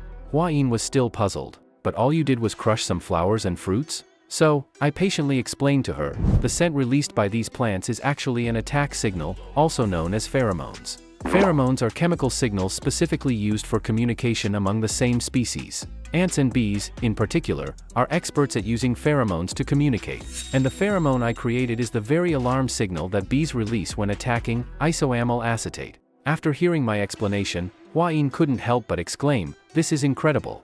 I never would have thought that the scent of magnolia flower is so similar to the bee's attack signal. This surprised me. How were you able to recognize the scent of magnolia flower?" Hua-yin smiled and replied, "The Tang clan is famous for its poisons, so I have been highly sensitive to different scents since childhood." After she finished speaking, my gaze shifted to the entrance of the hive. Since the golden-haired king bees have flown out to attack, let's hurry inside. Soon, under the cover of mugwort smoke, we cautiously approached the entrance of the hive. However, to our shock, the hollow of the tree was far larger than we had imagined. Fortunately, though, the bees had all flown away. However, after a careful inspection, I noticed something unusual. Why is there no honey in the hive at all? The captain was equally puzzled. We've never encountered this before. However, when I noticed that there were no bee larvae in the hive, a thought instantly flashed through my mind. They might have sensed that this place is no longer safe. So, they've consumed all the honey and are preparing to relocate. When bees are relocating, they don't lay eggs because they don't have time to care for the larvae. As I was speaking, my gaze was suddenly drawn to something. Deep within the hive, a golden-haired king bee was still hidden. The corners of my lips curved into a knowing smile. "Captain, how long can your mobility arts last without rest?" The captain was briefly stunned before replying, "At least half a day." "Why do you ask?" Before he could finish speaking, a panicked shout came from outside the cave. "Damn! The golden-haired king bees are all coming back." Upon hearing this, the captain immediately signaled for everyone to evacuate. However, I remained engrossed in my own plan. Seeing this, Hua-yin didn't hesitate and pulled me into a mad dash for escape. At last, we reached a safe area, and everyone finally breathed a sigh of relief. Hua-yin looked at me in confusion and asked, "Sacheon, what exactly were you looking for just now?" Just then, a golden-haired king bee suddenly crawled out from my collar. Seeing this, Hua-yin immediately jumped in shock. What did you just bring out?" I replied nonchalantly, "It's the queen of the golden-haired king bees. Since there's no honey, I brought the one who can make it instead." Upon hearing this, everyone broke into a cold sweat. "Are you saying, this little thing is the queen of the golden-haired king bees?" At that moment, I flashed a devilish grin. "Captain, do you know? A bee swarm will always chase after their missing queen. So, let's run." And so, we embarked on our escape. With a massive swarm of golden-haired king bees relentlessly pursuing us, everyone had to run with all their might, leaving no time to rest. One by one, the weaker team members fell behind. By the third day, the teammate carrying me could no longer endure and collapsed to the ground, falling into a deep sleep. Seeing this, Hua-yin immediately offered to carry me. But as soon as she spoke, she seemed to realize something, and her face instantly turned red, her tone becoming slightly shy. "We will definitely make it back safely. The Tang clan would never give up so easily." At last, supporting each other, we returned to the Tang clan's main estate. The disciples guarding the gate, upon seeing our condition, immediately fired the signal flare. Before long, the Grand Patriarch and Tang Keelsan hurried over. Seeing Hua-yin utterly exhausted, Tang Keelsan checked her injuries while frowning and asking, "What exactly happened?" After I explained the entire situation, I immediately suggested, "We need to move to the training grounds quickly." The Grand Patriarch looked puzzled. "Why the training grounds?" I took out the small creature from my arms and explained solemnly, "This is the queen of the golden-haired king bees. The rest of the swarm will be here soon, so we must bring it to the dead tree in the training grounds immediately." Seeing this, the Grand Patriarch burst into hearty laughter. "You, boy, are bound to be someone great in the future." In contrast, Tang Keelsan was completely dumbfounded. "I only sent you to collect honey. How did you end up bringing back the queen bee?" After giving all necessary instructions, the Grand Patriarch immediately led me toward the training grounds. However, before we could even reach our destination, a massive swarm of golden-haired king bees had already caught up. The Grand Patriarch clearly hadn't expected us to attract such a vast swarm of bees, and he immediately sprinted at full speed. Before long, we finally arrived at our destination. Without hesitation, I quickly brought the queen bee to the dead tree. I loosened my grip, signaling the queen bee to inspect its surroundings. After circling around the dead tree once, it began to dance in joy. At that moment, the Grand Patriarch reminded us, "The swarm will be here any moment, we should hide quickly." As the queen bee continuously released its signal, a massive swarm of golden-haired king bees soon arrived, swarming into the dead tree. Seeing this, I finally breathed a sigh of relief, and even the Grand Patriarch couldn't help but exclaim, "This is the first time I've ever seen such a spectacle." After settling the golden-haired king bees, I specially prepared sugar water to feed them. By providing food first and nurturing them gradually, we can surely build trust over time. Not only will this help them lower their guard, but perhaps one day, they may even recognize me as their master. At that moment, a thought crossed my mind, "Father-in-law, how is Hua Yin?" Tang Keelsan's tone carried a hint of reproach. "You brat, you only thought of this now? But I've already had your mother-in-law take her back to her room to rest." "But why did she look so exhausted?" I explained helplessly. "She only slept 2 hours a day, and spent the rest of the time running for her life." Hearing this, Tang Keelsan was both shocked and furious. At that moment, the Grand Patriarch suddenly remembered something. "Where are the Poison Blood Squad members?" Only then did I snap back to reality. They were all completely exhausted and had collapsed along the way. The Grand Patriarch immediately sent people to bring them back. Time passed. Once Hua Yin had recovered, she rushed to find me, eager to check on the golden-haired king bees. I told her, "They are currently gathering nectar from the poisonous flower fields of Tang Mountain." Hearing this, Hua Yin couldn't help but smile. "They must be really adorable, right?" However, at that moment, an urgent voice came from outside. "Young warrior Sacheon, come quickly. Something is wrong with the golden-haired king bees." When I rushed outside, I was stunned by the sight before me. The entire sky above the Tang clan was filled with golden-haired king bees. They seemed to be searching for something. At that moment, a few golden-haired king bees spotted me. Immediately, a large swarm of queen bees rushed toward me, clinging onto my body. Before I could react, in the next second, they carried me away from the estate. Eventually, they brought me to the dead tree. Staring at the beehive before me, I was filled with confusion. "What happened to your hive? What's going on?" At that moment, a golden-haired king bee began nudging me with its body, signaling me to move forward. I immediately understood its intent. As I stepped into the hollow of the dead tree, I realized the hive was almost fully built. Soon, the queen bee flew toward me, gently landing in the palm of my hand. Immediately, a massive swarm of golden-haired king bees surrounded me tightly, enclosing me completely. This left me completely immobilized. Seeing the queen bee's contemplative expression, I was utterly perplexed. What are you trying to do?" However, just as the queen bee slowly closed its eyes and leaned toward me. As expected, my first kiss was stolen by a bee. But what shocked me even more was, when I realized that I had swallowed something, my body suddenly became unbearably hot. Next, my limbs gradually lost control, and I collapsed to the ground. What did you just feed me?" At that moment, a scorching heat and immense pulsation surged through my entire body. You must have fed me royal jelly, right?" After saying this, my consciousness gradually faded, and I completely lost awareness. When I woke up again, I found Hua Yin looking at me with deep concern. "Sacheon, you're finally awake." Hua Yin told me, "This is the medical hall in front of the Tang clan. When we saw you being taken away by the golden-haired king bees, my grandfather and I immediately followed. But by the time we arrived, you were already unconscious. So, do you remember what happened?" Hearing this, something suddenly came to my mind. Immediately, I covered my face in distress. That was my first kiss. Unaware of the situation, Hua Yin asked with concern, "Sacheon, are you okay? Are you feeling unwell anywhere? Should I call my grandfather?" I gestured for her not to worry, "It's just temporary." Saying this, I let out a long sigh. What I mean is, the queen bee fed me the food they normally consume, which caused me to fall unconscious. Hua Yin was very curious about this. Then, what exactly was it? I pondered for a moment. I'm not entirely sure of its exact name. But if I had to name it, I'd call it King Bee Elixir. Seeing Hua Yin's puzzled expression, I continued explaining. Bees collect pollen and nectar because they rely on them for survival. However, only worker bees, who labor for their entire lives, consume these pollens and nectar. In contrast, the queen bee eats only the king bee elixir produced by worker bees from birth to death. But king bee elixir also has a special effect. Ordinary worker bees only live for a short lifespan of about a month and a half. However, a queen bee that consumes king bee elixir can live up to 60 times longer. Hearing this, Hua Yin was utterly shocked. But soon, she understood everything. Your internal cultivation technique is the 5 poisons returning technique. Although it's only at the introductory stage and cannot fully absorb the power of the elixir.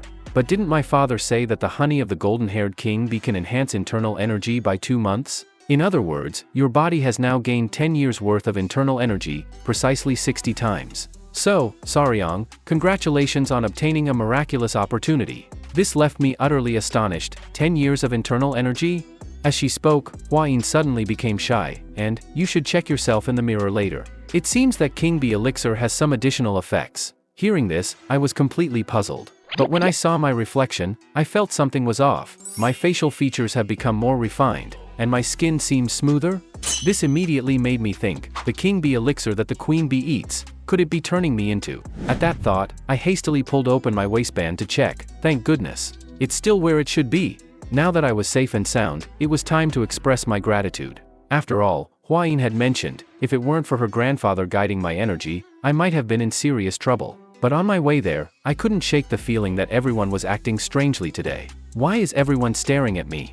Could it be because my internal energy has increased? Upon arriving at the main hall, my mother-in-law was the first to express her concern. Our son-in-law looks quite radiant. Your health must have improved, right? I cupped my hands in salute. Mother-in-law, I apologize for causing you worry. I am perfectly fine now. My mother-in-law couldn't help but tease. Gaining such a miraculous fortune is worth celebrating. Just look at that skin, my daughter is indeed fortunate. Hearing this, Hua Yin's face turned bright red. Mother, please, just let Sacheon sit down and eat. Once everyone was seated, the first thing I did was express my gratitude to the Grand Patriarch. The Grand Patriarch, in turn, congratulated me on my extraordinary fortune. At that moment, Tang Keelsan suddenly spoke. I've heard a bit about the king bee elixir from Hua Yin. What exactly happened? After hesitating for a moment, I decided to tell the whole truth. It seems that the golden-haired king bees were very satisfied with their new home, and the queen bee wanted to repay my kindness. So, it took me to the hive and then fed me king bee elixir. Upon hearing this, everyone was utterly shocked. Who would have thought that even highly venomous creatures know how to show gratitude? At that moment, the Grand Patriarch suddenly spoke. But speaking of which, can we obtain more of this king bee elixir? This could be of great benefit to the Tang clan. Tang Keelsan immediately agreed. Even just the honey from the golden-haired king bees provides significant benefits. If it's king bee elixir, then the benefits must be immense. My mother-in-law also showed great urgency. Son-in-law, can you obtain more king bee elixir? Seeing this, I looked troubled. If they were ordinary bees, we could create multiple queen cells, the chambers for queen bees, and trick the worker bees into producing royal jelly for us. But if it's the highly intelligent golden-haired king bees, they would see through it instantly, wouldn't they? Normally, king bee elixir is food that worker bees feed to larvae. But in my case, I was fed directly, by the queen bee, through kissing. What if the two substances are entirely different? Thinking this through, I immediately decided to explain to everyone. This might be very difficult. Even if it's edible, I don't know if anyone would be willing to consume it. This confused everyone. Does it taste strange? Or is it the smell? I shook my head in denial, because this king bee elixir comes directly from the queen bee's mouth. It must be personally transferred by the queen bee. And the method resembles a kiss, requiring mouth-to-mouth contact. The queen bee's tongue must enter the recipient's mouth to transfer it. Upon hearing this, everyone was utterly stunned. So that means, it's impossible to obtain? Unless it's Sacheon, whom the queen bee favors, no one else would stand a chance, right? At that moment, Hua Yin, who had just processed everything, suddenly interrupted. Are you saying Sacheon kissed the queen bee? At the same time, the strategist Jiggle, who brought an important piece of intelligence and reported it to the Murim alliance leader, Fist Emperor Zhu Junghak. The Tang clan of Sichuan has slain the Bloodhand Rakshasa, Tak Unyang, and successfully obtained the Bloodhand Poison Claw manual. Upon hearing this, Zhu Junghak was instantly enraged. The Bloodhand Poison Claw? How could such a terrifying, horrifying manual fall into the hands of the Tang clan? Jiggle, who calmly continued, some time ago, Tak Unyang was struck by the myriad poison's divine sovereign's poison palm and disappeared without a trace. Later, he wandered to Hainan Island and went into seclusion. However, the most astonishing part is that a young warrior supposedly joined forces with venomous creatures to eliminate Tak Unyang. There are many incredible details behind this. He smiled slightly and said slowly, why don't I recount it to you in detail? The scene shifted. Tang Keelsan had gathered all the clan elders to discuss an important family matter. However, when everyone learned that Tang clan's intelligence had been secretly sold, they were immediately enraged. Who dares to humiliate our Tang clan like this?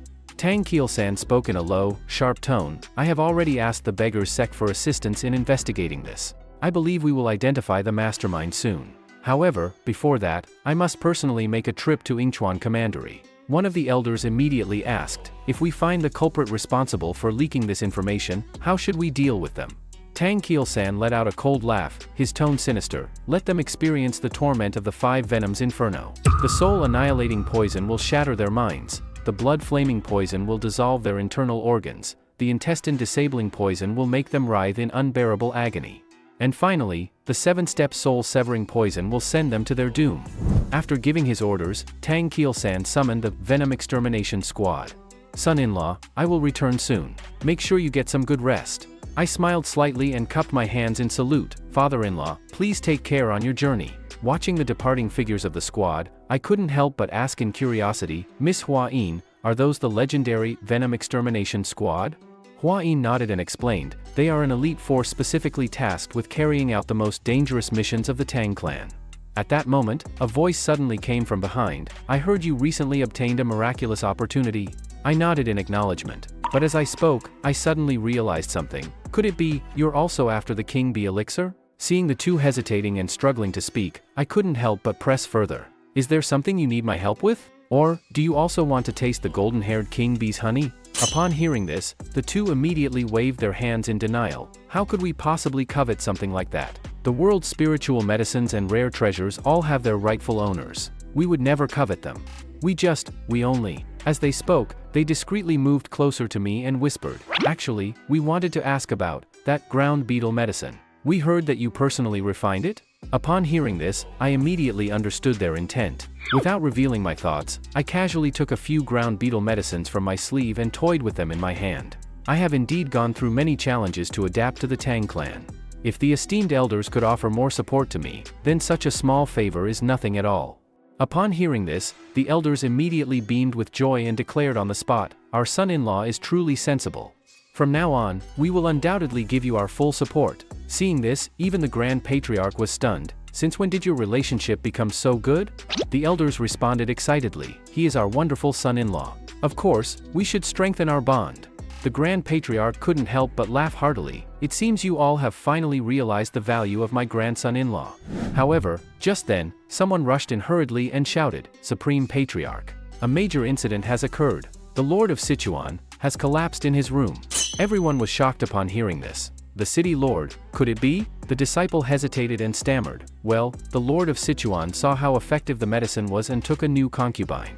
As a result, he began taking more than twice the recommended amount. The Grand Patriarch immediately felt a headache coming on. It seems I'll have to go check on this personally. Then, he looked at me solemnly. Sacheon, you are the only man left in the family now. You must protect the women.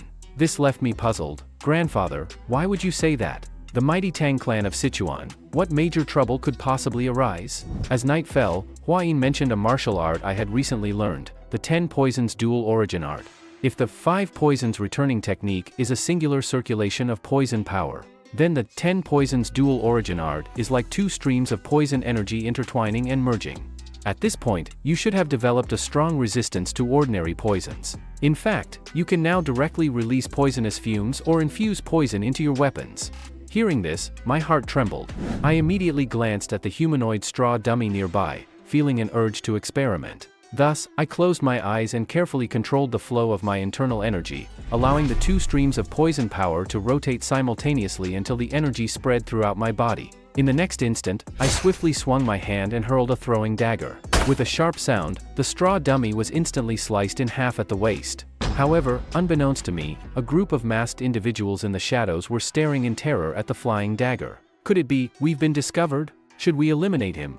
But upon realizing that the dagger had only cut through the straw dummy, they let out a sigh of relief. It seems to be just a coincidence. At that moment, one of the masked men whispered, even though we only obtained a copy of the Bloodhand Poison Claw manual, our mission is still considered a success. Before anything goes wrong, let's hurry back to report to our sect. However, just as they were about to retreat, one of them suddenly furrowed his brows and whispered, do you smell a strange, sweet fragrance? The group became alert and scanned their surroundings, only to have their expressions change drastically. They saw a golden-haired king bee staring at them fiercely. The moment the 3 masked men were discovered by the golden-haired king bee, the once peaceful Tang clan was suddenly filled with piercing screams. Hua-in and I turned toward the source of the noise, only to see the masked assailants locked in a fierce battle with the king bee. Seeing this, Hua-in leaped forward without hesitation, swiftly charging toward the enemies. Realizing that their cover had been blown, the masked men immediately split up and attempted to flee. Without delay, Hua-in lashed out with her whip, striking toward them with great force. However, the masked men were highly skilled and managed to evade the attack with remarkable agility. At that moment, one of the masked men launched a counterattack. Seeing this, I quickly shouted, "Miss Hua Yin, be careful." Hua Yin swiftly raised her whip to block the attack. Immediately afterward, she flicked her whip with great force, sending the enemy flying. The sheer impact of the strike slammed the opponent to the ground. However, to my shock, the masked man's body began to decay rapidly. Hua Yin's expression turned grim as she spoke in a low voice. He bit down on poison and killed himself. It seems there is an even greater secret behind this group.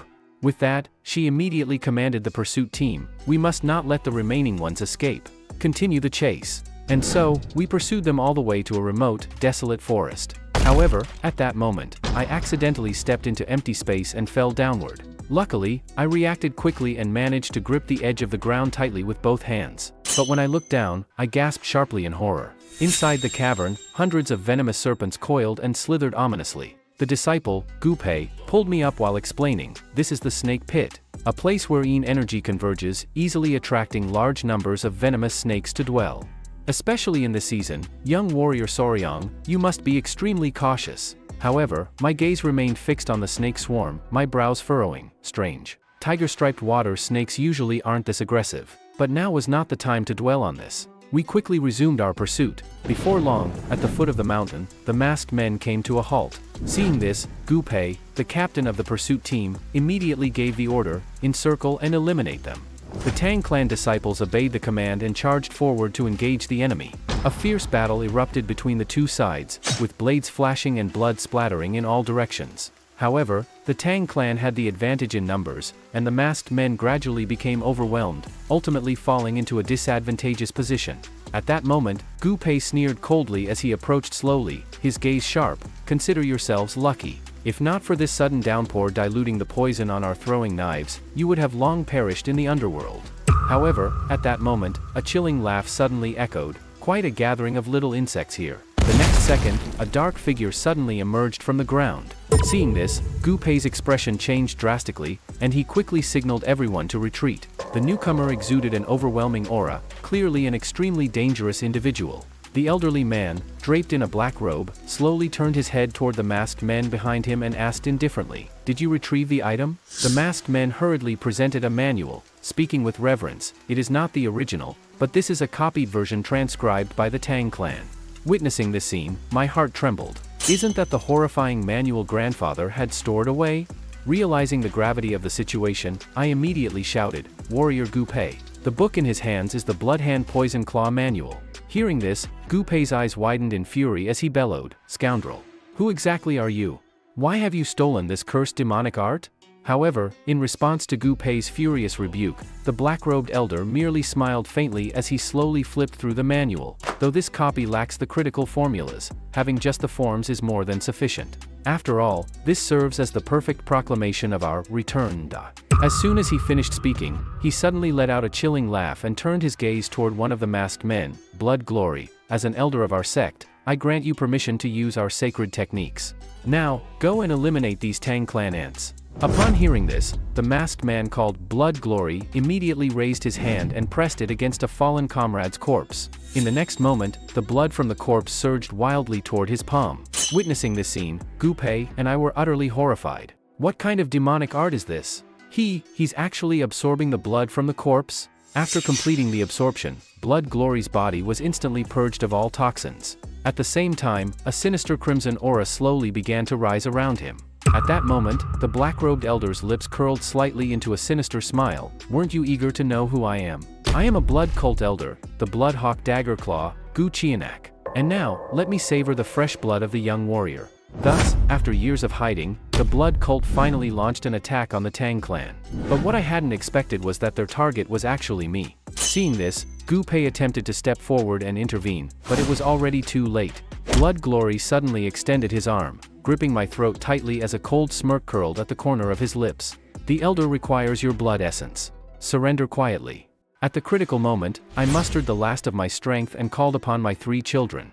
Blood Glory was immediately startled, but before he could even comprehend the origin of these creatures, a throwing dagger pierced directly into his forehead. I followed the trajectory of the dagger and saw Hua Yin arriving with the clan elders and the captain of the Poison Blood Squad. However, upon learning that the enemy was an elder of the blood cult, her expression shifted slightly before she decisively commanded, "Deploy the 9 poison annihilation formation." In the midst of the standoff, the blood cult elder swept his gaze across the battlefield and sneered. So, this brat is the one who defeated Ta Kunyang, the blood-handed poison claw? But Ta Kunyang was truly pathetic, getting bitten to death by 3 mere insects. How laughable. Hearing this, the squad captain roared in fury. Silence! You won't leave here alive today either.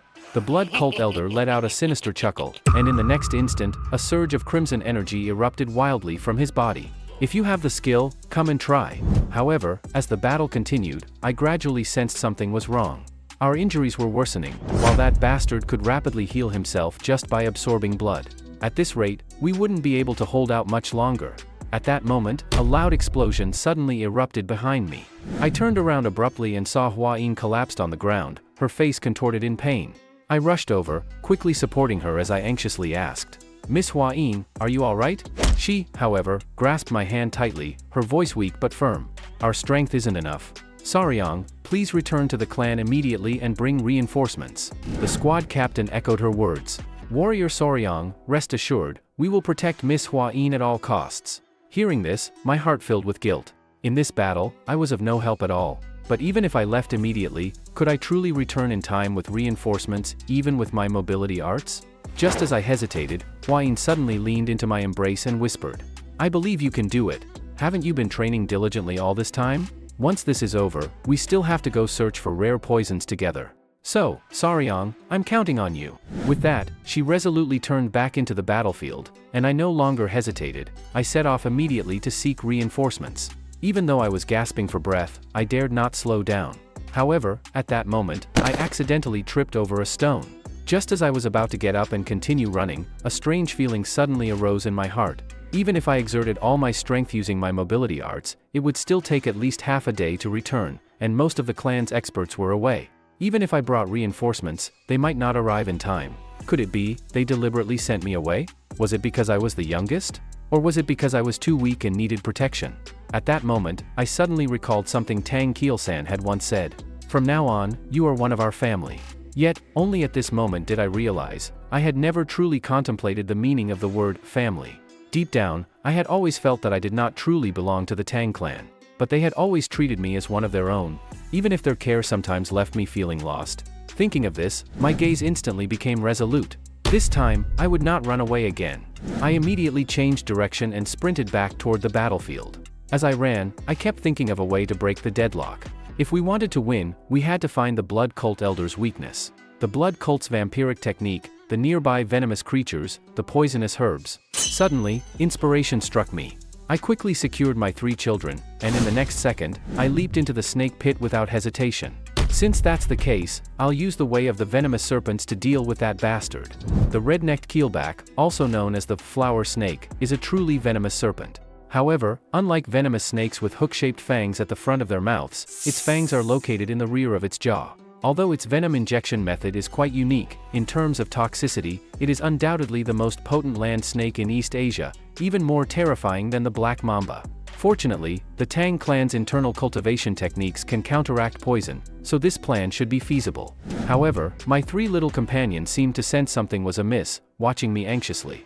I quickly signaled them not to act rashly. Yet, just as I thought everything was foolproof and was about to leave, I suddenly realized that several venomous snakes had tightly coiled around my legs. Damn! How did this happen? At that moment, my 3 companions suddenly leaped from my shoulder. Before I could react, they had already taken a defensive stance against the venomous snakes. In the next instant, a fierce battle erupted, with both sides biting and attacking relentlessly. After several intense exchanges, my 3 companions gradually gained the upper hand, allowing me to seize the opportunity to break free. Gently stroking them, I whispered, "You're worried about me, aren't you? Then now, let's go save Mom together." Meanwhile, on the battlefield, Hua Yin's expression grew increasingly grim. "If this continues, everyone will perish." She immediately gave an order. "Everyone, try to engage from a distance. Once the rain stops, send a signal to the nearby warriors." At that moment, a Tang clan elder standing before her suddenly spoke. "Hua Yin, you should retreat as well.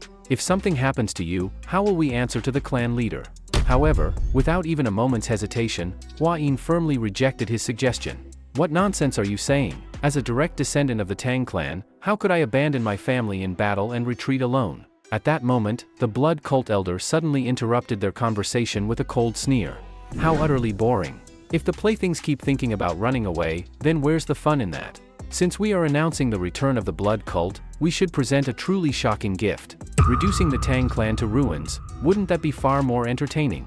Hearing this, the Tang clan elder was consumed with fury. It seems this bastard never intended to let any of us live. Hua Yin gripped her long whip tightly, steeling herself for a desperate battle. Even if we die here, we must at least sever one of his arms. Just as the battle was about to erupt, a voice suddenly echoed from the distance. The Tang clan will never abandon family and retreat. Hua Yin froze for a moment, her face filled with shock. Sacheon, why did you come back? I secured my 3 little companions, looked directly at her, and spoke with firm resolve. Didn't you say that the Tang clan never abandons family? And I am also a part of the Tang clan. Before my words had even faded, I tore off my shirt and charged at the blood cult elder without hesitation.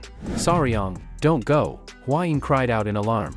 However, the blood cult elder let out a deep, sinister laugh. I went through the trouble of sparing your life, and yet you willingly deliver yourself to me. I gave no response, gripping my dual blades tightly as I aimed straight for his vital points. But with a mere flick of his hand, the blood cult elder effortlessly deflected my attack. How utterly overconfident. Since you're so eager to offer up your blood essence, I shall grant your wish. As soon as his words fell, he struck out fiercely, aiming straight for my abdomen. But I was ready. I swiftly raised my left arm to block the attack. Seeing this, the blood cult elder let out a series of cold sneers. Foolish boy, do you not realize that your arm contains blood as well? As blood continued to flow from my arm, I couldn't help but let out a muffled groan of pain. Seeing this, Hua Yin and the others immediately rushed forward to rescue me. However, the blood cult elder merely let out a disdainful snort, stomped fiercely on the ground, and sent everyone flying. All those pesky throwing weapons flying around like flies were getting annoying. How irritating. But thanks to this brat, I've managed to deal with all of you at once. At this moment, Hua Yin knelt on the ground, calling out to me repeatedly. Sacheon, wake up, you mustn't leave me like this. Just as she was about to fall into despair, I slowly opened my eyes, while the blood cult elder's expression changed dramatically. He staggered backward a few steps, his body trembling slightly as the arrogance on his face was gradually replaced by terror. You, what have you done to me? Could it be internal energy dissipating poison? But he quickly dismissed his own assumption. No, the blood cult's internal energy techniques should be immune to the internal energy dissipating poison. So, who exactly are you? Hearing this, the corners of my lips curled slightly into a devilish smile. Who am I? I am your natural enemy. The elder of the blood cult still could not comprehend what had happened. Ever since I let that brat's blood flow through me, the blood no longer obeys my will. However, at the thought of the blood cult's future, he forcibly steadied his mind. Damn brat, you all must die. Before his words had even fully fallen, he launched a new round of attacks with a ferocious expression. Seeing this, Hua Yin swiftly lashed her whip, and it wrapped precisely around the blood cult elder's neck. This surprised her. How could that ghostly fiend fail to dodge? However, at this moment, the elder had already lost his sanity, disregarding the whip's restraint as he continued to charge forward. Hua Yin immediately flicked her wrist and pulled with force. In the next moment, the blood cult elder was decapitated. The crowd witnessed this scene and revealed expressions of surprise and joy. Miss Hua Yin actually beheaded the blood cult elder with her whip. However, Hua Yin still felt puzzled. Sacheon, what is going on? Why does it feel like his power suddenly? Before she could finish, I interrupted with the last bit of strength I had left. Hua Yin, I was bitten by tiger-striped water snakes, help me detoxify. When I regained consciousness again, I found the Grand Patriarch sitting by my bedside, detoxifying me. Hua Yin gestured for me not to move, while the Grand Patriarch informed me that I had been unconscious for a full 10 days. Then, Hua Yin recounted the events to me. Thanks to you, I was able to behead the blood cult elder.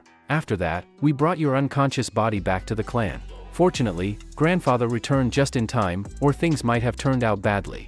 Hearing this, I couldn't help but break into a cold sweat. It seems my fate with snakes runs deep. I was bitten yet again. At this moment, the Grand Patriarch suddenly spoke. Your body is no longer an issue. But that aside, is the tiger-striped water snake truly venomous? And how did you know its venom could counter the blood cult elder?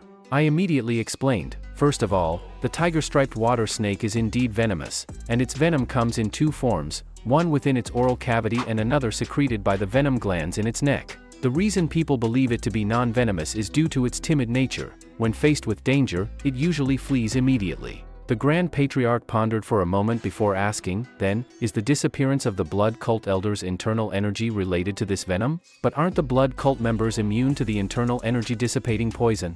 I continued, the venom of the tiger-striped water snake primarily contains hemotoxins, which are hemorrhagic in nature, capable of destroying the cell walls of red blood cells, as well as blood vessels and other tissues. If this venom enters the body of a blood cult member, what do you think would happen? Now, it seems this hypothesis was entirely correct. This venom directly affects their very foundation, blood, which is why it led to such an outcome. Moreover, while the tiger-striped water snake is not well known, its venom is 5 times more potent than that of a viper. If combined with a rich environment, its toxicity becomes even more intense. The Grand Patriarch was greatly shocked upon hearing this. He had never expected such a highly venomous creature to exist near Sichuan. Suddenly, he chuckled and said, Hua Yin told me that at the time, you even pointed at the blood cult elder and arrogantly provoked him, claiming that you were his natural enemy? Hearing this, my face immediately flushed with heat. Hearing it like that, it sounded so damn edgy, like a middle school delusion. But considering that I could completely neutralize their martial arts, calling myself their natural enemy didn't seem entirely wrong. At that moment, the Grand Patriarch's expression suddenly turned solemn. Sacheon, this time, it was thanks to you that our family was protected. Those who dared to commit atrocities while I was away must not be spared. I will eradicate them completely. I immediately nodded in agreement. Those damn bastards must pay for their crimes with blood. Now that we've discovered their weakness, our next step is to collect a large amount of tiger-striped water snake venom. From that day on, the Tang clan entered a state of full alert. During this time, many of the family's martial artists were injured, and some even lost their lives. To support the Tang clan, various allied Orthodox Murim factions sent reinforcements. The Grand Patriarch stated, considering that our enemies are all top-tier martial artists, such casualties are already relatively light. However, the thought that the blood cult might once again unleash carnage fills my heart with deep concern. 30 years ago, those bloodthirsty fiends orchestrated a massacre of unimaginable cruelty. They were not only ruthless but also indiscriminately captured innocent people for their blood. However, this time, things will be different, because the Tang clan of Sichuan is destined to be their natural enemy. Hearing this, I couldn't help but furrow my brows and protest indignantly. Grandfather, are you saying this on purpose? The Grand Patriarch merely chuckled before shifting the topic. Sacheon, I have a request. I wonder if you would be willing to accept it. The people from the Murim Alliance will be arriving soon, and their military forces will be accompanying them. When that time comes, I hope you can present the venomous creatures we discovered to them. I want to make the blood cult's weakness known to the world so that everyone can use it against them. Hearing this, I nodded without hesitation. The Grand Patriarch burst into hearty laughter. I knew you wouldn't refuse. Also, I have more good news. The renovation of the Hall of 10,000 Poisons is now complete. From today onward, it is officially under your management. Upon hearing this, I was overwhelmed with excitement. Really? Is my dream finally coming true? The Grand Patriarch nodded affirmatively. Moreover, I specifically prepared a well-lit room according to your request and named it the Toxic Creature Garden. After all, since you're raising tiger-striped water snakes, there must be a suitable environment for them. Hearing this, I could no longer contain my excitement and shouted, Grandfather, thank you. For the sake of the Murim, I will give it my all. Finally, I stood before the long-awaited Toxic Creature Garden. As its name suggested, this place would become a sanctuary for all venomous creatures in the future. And one day, I would collect all of the legendary 10 venomous creatures of the Central Plains. After all, this was my promise to Miss Hua Yin. Upon hearing this, Hua Yin's cheeks instantly flushed red, and she stammered before finding an excuse to slip away. At that moment, a voice suddenly rang out, Welcome to your new domain. I am Gu Pei, the commander of the Poison Division. Hua Yin and I exchanged glances, both filled with confusion. Seeing our expressions, Gu Pei continued to explain, this is a newly established unit under the Patriarch's orders. Our duty is to assist warrior Sacheon. From now on, the tasks of finding and raising venomous creatures will be entirely entrusted to us. Hearing this, my lips couldn't help but tremble, and I was moved to tears. I never expected that even a squad dedicated to searching for venomous creatures had been formed. My future father-in-law is truly giving me his full support. With this, my dream had taken yet another step forward. Meanwhile, in a distant location, a middle-aged woman received a letter sent by the Tang clan. After carefully reading its contents, her brows furrowed tightly, and his face was filled with worry. The blood cult has returned. It seems that the peace of the Central Plains is destined to be shattered. After several days of arduous travel, the Murim Alliance group was finally about to arrive at the Tang clan. General Jiggle, who was filled with anticipation. At last, he could escape the hardships of sleeping in the wilderness. He hoped to gather some valuable intelligence on this trip, and if he could uncover traces of the blood cult, that would be even better. Before long, they arrived at the gates of the Tang clan. The guards on duty immediately noticed their arrival. "May I ask if you are from the Murim Alliance?" Upon receiving confirmation, the guard did not immediately allow them entry but instead issued a few precautionary reminders. "We ask that once you enter the Tang clan, no matter how insignificant a creature you encounter, you must not harm it under any circumstances." Hearing this, Jiggle, who couldn't help but speculate, could it be that the Tang family has embraced Buddhism? The guard shook his head in denial and reiterated solemnly, "You will understand once you enter. Please remember what I just said." At that moment, a familiar voice came from the entrance. "Greetings, the General of the Alliance." The newcomers were Hua-in and me. Seeing us, Jiggle, who quickly stepped forward to return the courtesy. "Miss Hua-in, it has been a long time. May I ask where the myriad poison's divine sovereign is now?" Hua-in smiled slightly and replied apologetically, "Grandfather has temporarily left to investigate the movements of the blood cult, so I will be hosting you this time."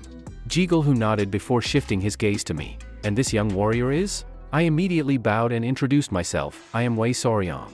As soon as I spoke, the members of the Murim Alliance exchanged puzzled looks. "Aren't all members of the Tang family supposed to bear the surname Tang?" Hua Yin's cheeks flushed slightly as she softly explained, He is my husband." The group was instantly taken aback. Tang Hua-in, one of the three flowers of the martial world, was already married. Sensing the atmosphere becoming somewhat awkward, Jiggle, who decisively interjected, "Let us head inside first and continue this discussion later." However, as soon as they stepped into the Tang clan, a peculiar buzzing sound reached their ears. The guards of the Murim Alliance instinctively looked up, and their expressions changed dramatically. "Everyone, be careful. A swarm of golden-haired king bees is approaching from above." Before the words had fully fallen, the guards swiftly unsheathed their swords and assumed defensive stances. Seeing this, I hurriedly called out, "Calm down. Those golden-haired king bees are venomous creatures I have tamed." However, the guards paid no heed to my words. From their perspective, golden-haired king bees were highly venomous and potentially lethal, leaving no room for carelessness. Seeing the tension escalating, I simply extended my hand, and one of the bees landed affectionately on my palm. Stroking it gently, I smiled and said, "It's been a while, hasn't it? Oh, and remember, you mustn't use your venomous stingers on our guests without reason." This display left the guards utterly dumbfounded. Was there really someone who treated golden-haired king bees as pets? Upon learning of my deeds, Jiggle, who became even more astonished. He never expected that the one who had defeated the blood-handed Rakshasa, Ta Kunyang, would be none other than the husband of Hua-in. At that moment, his gaze was drawn to a scene not far away. Two warriors were engaged in a heated argument over a venomous creature. Jiggle, who asked in confusion, "What are they doing?"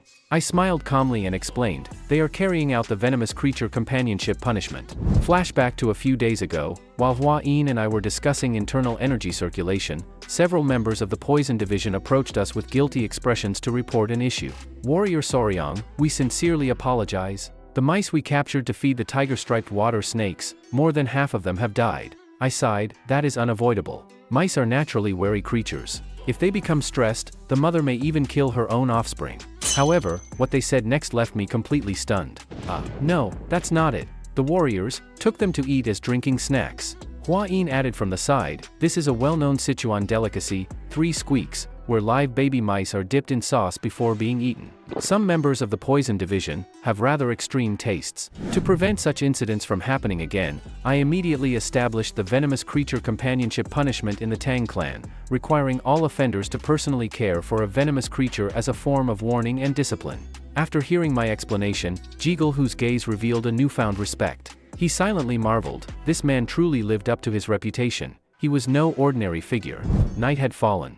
After meeting with the Grand Patriarch, Jiggle, who spoke with deep concern, "We currently have very little intelligence on the blood cult. If we allow them to grow unchecked, they will inevitably make a comeback once their strength increases." Hearing this, the Grand Patriarch first set up a chi barrier to prevent any leakage of their conversation.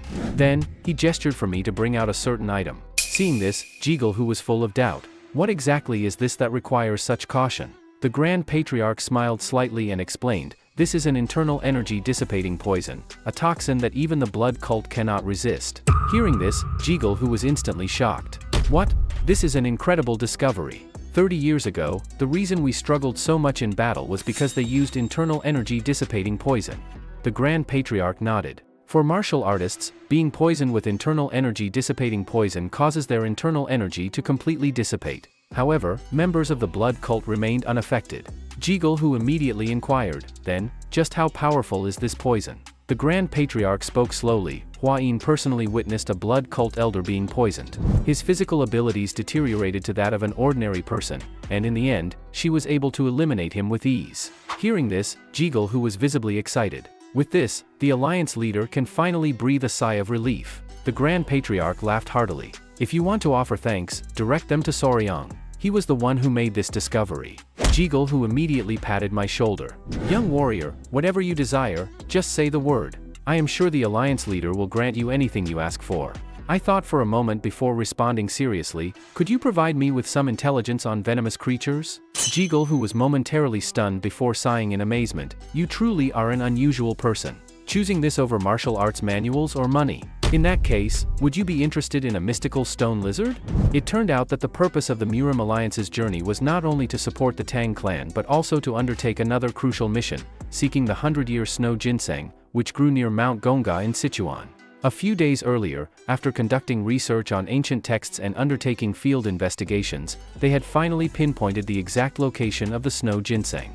Jiggle Hu immediately ordered Sacheon to accompany him on the journey to retrieve it. Before long, the two traversed the rugged turtle-shaped rock and waterfalls, eventually discovering a concealed cave entrance within the mountain wall. Exchanging a knowing glance, they cautiously stepped inside. As they ventured deeper into the cave, the sight before them left Sacheon in awe. Who would have thought that within this seemingly ordinary cavern lay a breathtaking scene akin to a celestial paradise? Jiggle Hu was equally impressed. Not only was the scenery magnificent, but the moist and cool environment also made it an ideal place for spiritual herbs to thrive. As he surveyed his surroundings, his gaze suddenly sharpened, and he whispered in delight, "This is the 100-year snow ginseng. It is a rare spiritual herb imbued with extreme yin energy. If we can obtain it and exchange it for the Namgung clan's dark fleece flower, Miss Namgung's severed meridians can be healed." However, just as Jiggle Hu reached out to pluck the snow ginseng, a dark shadow suddenly darted out from a crevice in the rock, lunging straight for his wrist. Fortunately, Jiggle Hu reacted swiftly, using his folding fan to block the sudden attack. The two immediately assumed defensive stances and engaged in combat with the mysterious creature. After a few exchanges, the situation began to stabilize. However, to Jiggle Hu's surprise, a thin layer of frost had formed on the surface of his folding fan. Seeing this, he instantly realized the identity of their adversary. It's a lizard. And not just any lizard, but one imbued with an exceptionally dense yin energy, a blue stone lizard. Hearing this, I was astonished. After all, stone lizards with blue coloration were extremely rare in nature. The Grand Patriarch couldn't help but wonder, stone lizards, aren't they supposed to be non-venomous? However, my eyes were already filled with longing, and even a bit of saliva trickled from the corner of my mouth. While the world believed stone lizards to be non-venomous, little did they know that their eyes contained an extraordinarily potent toxin. The next day, Tang Keelsan returned. Upon learning that the Tang clan had been attacked by the blood cult, he rushed back without hesitation. As soon as he stepped into the hall, he immediately cast a concerned gaze toward me. "Son-in-law, is your body all right?" I smiled slightly, signaling that he need not worry. I just lay in bed for 10 days, with only some scars left on my arm. Yet, Tang Keelsan was still filled with fury. He slammed the table forcefully and roared, "Those blood cult scoundrels. I will make them pay in blood." However, something suddenly occurred to him, and he quickly turned to Hua Yin, asking anxiously, "Hua Yin, are you all right?" Hua Yin hurriedly reassured him, calming him down while recounting how I had saved everyone. The Grand Patriarch chuckled and added, "That phrase, 'I am your natural enemy,' was delivered with remarkable presence." Hearing this, I felt instantly embarrassed and scratched my head. It was just that my strategy worked, and thanks to everyone's support, I was able to uncover the blood cult's weakness. At that moment, Jiggle Hu, who had remained silent until now, finally smiled and greeted, "Keelsan, I'm here as well." Only then did Tang Keelsan notice him. He immediately let out a hearty laugh, stepped forward, and patted his shoulder. "Ever since you rose to a high position, we haven't been communicating much." I looked at them with a puzzled expression. Noticing this, Hua Yin whispered beside me. The two of them grew up together as childhood friends. Soon after, Jiggle Hu invited Tang Keelsan to take a seat, and they began discussing official matters. After hearing the entire course of events, Tang Keelsan immediately asked, "Has the spy been found?" Seeing my puzzled expression, he continued, "Wasn't the blood cult's invasion this time for the Bloodhand Poison Claw manual? Then, how did they learn that the manual was in the Tang clan?" I was momentarily stunned before realizing, could it be that someone from our own clan leaked information to the blood cult? As soon as these words were spoken, the atmosphere became subtly tense and heavy. Noticing the change, Jiggle who chuckled and teased Tang Kiel-san, "You really need to educate your son-in-law, he dares to say anything outright." At that moment, Hua-yin softly explained, "It is impossible for there to be a spy in the Tang clan. Even when selecting a mere servant, we conduct thorough background checks, not only on all their direct relatives but even on their distant cousins." Tang Kiel-san nodded and added, "Moreover, once they are hired, we bring their direct family members to live in the clan. Under such circumstances, who would dare to betray us?" Hearing this, I couldn't help but break into a cold sweat, truly worthy of a martial aristocratic family. Their methods were indeed formidable. Then, who exactly had leaked the information? Jiggle who spoke slowly, "It was a servant from the Murim alliance. Only 3 people knew the whereabouts of the manual, and the alliance leader has already captured her." With this revelation, the incident finally became clear, and the Tang clan welcomed a brief moment of peace. However, at that very moment, an unexpected visitor stepped through the gates of the Tang clan. He was none other than Peng Muan, the head of the Peng clan, who had traveled a great distance.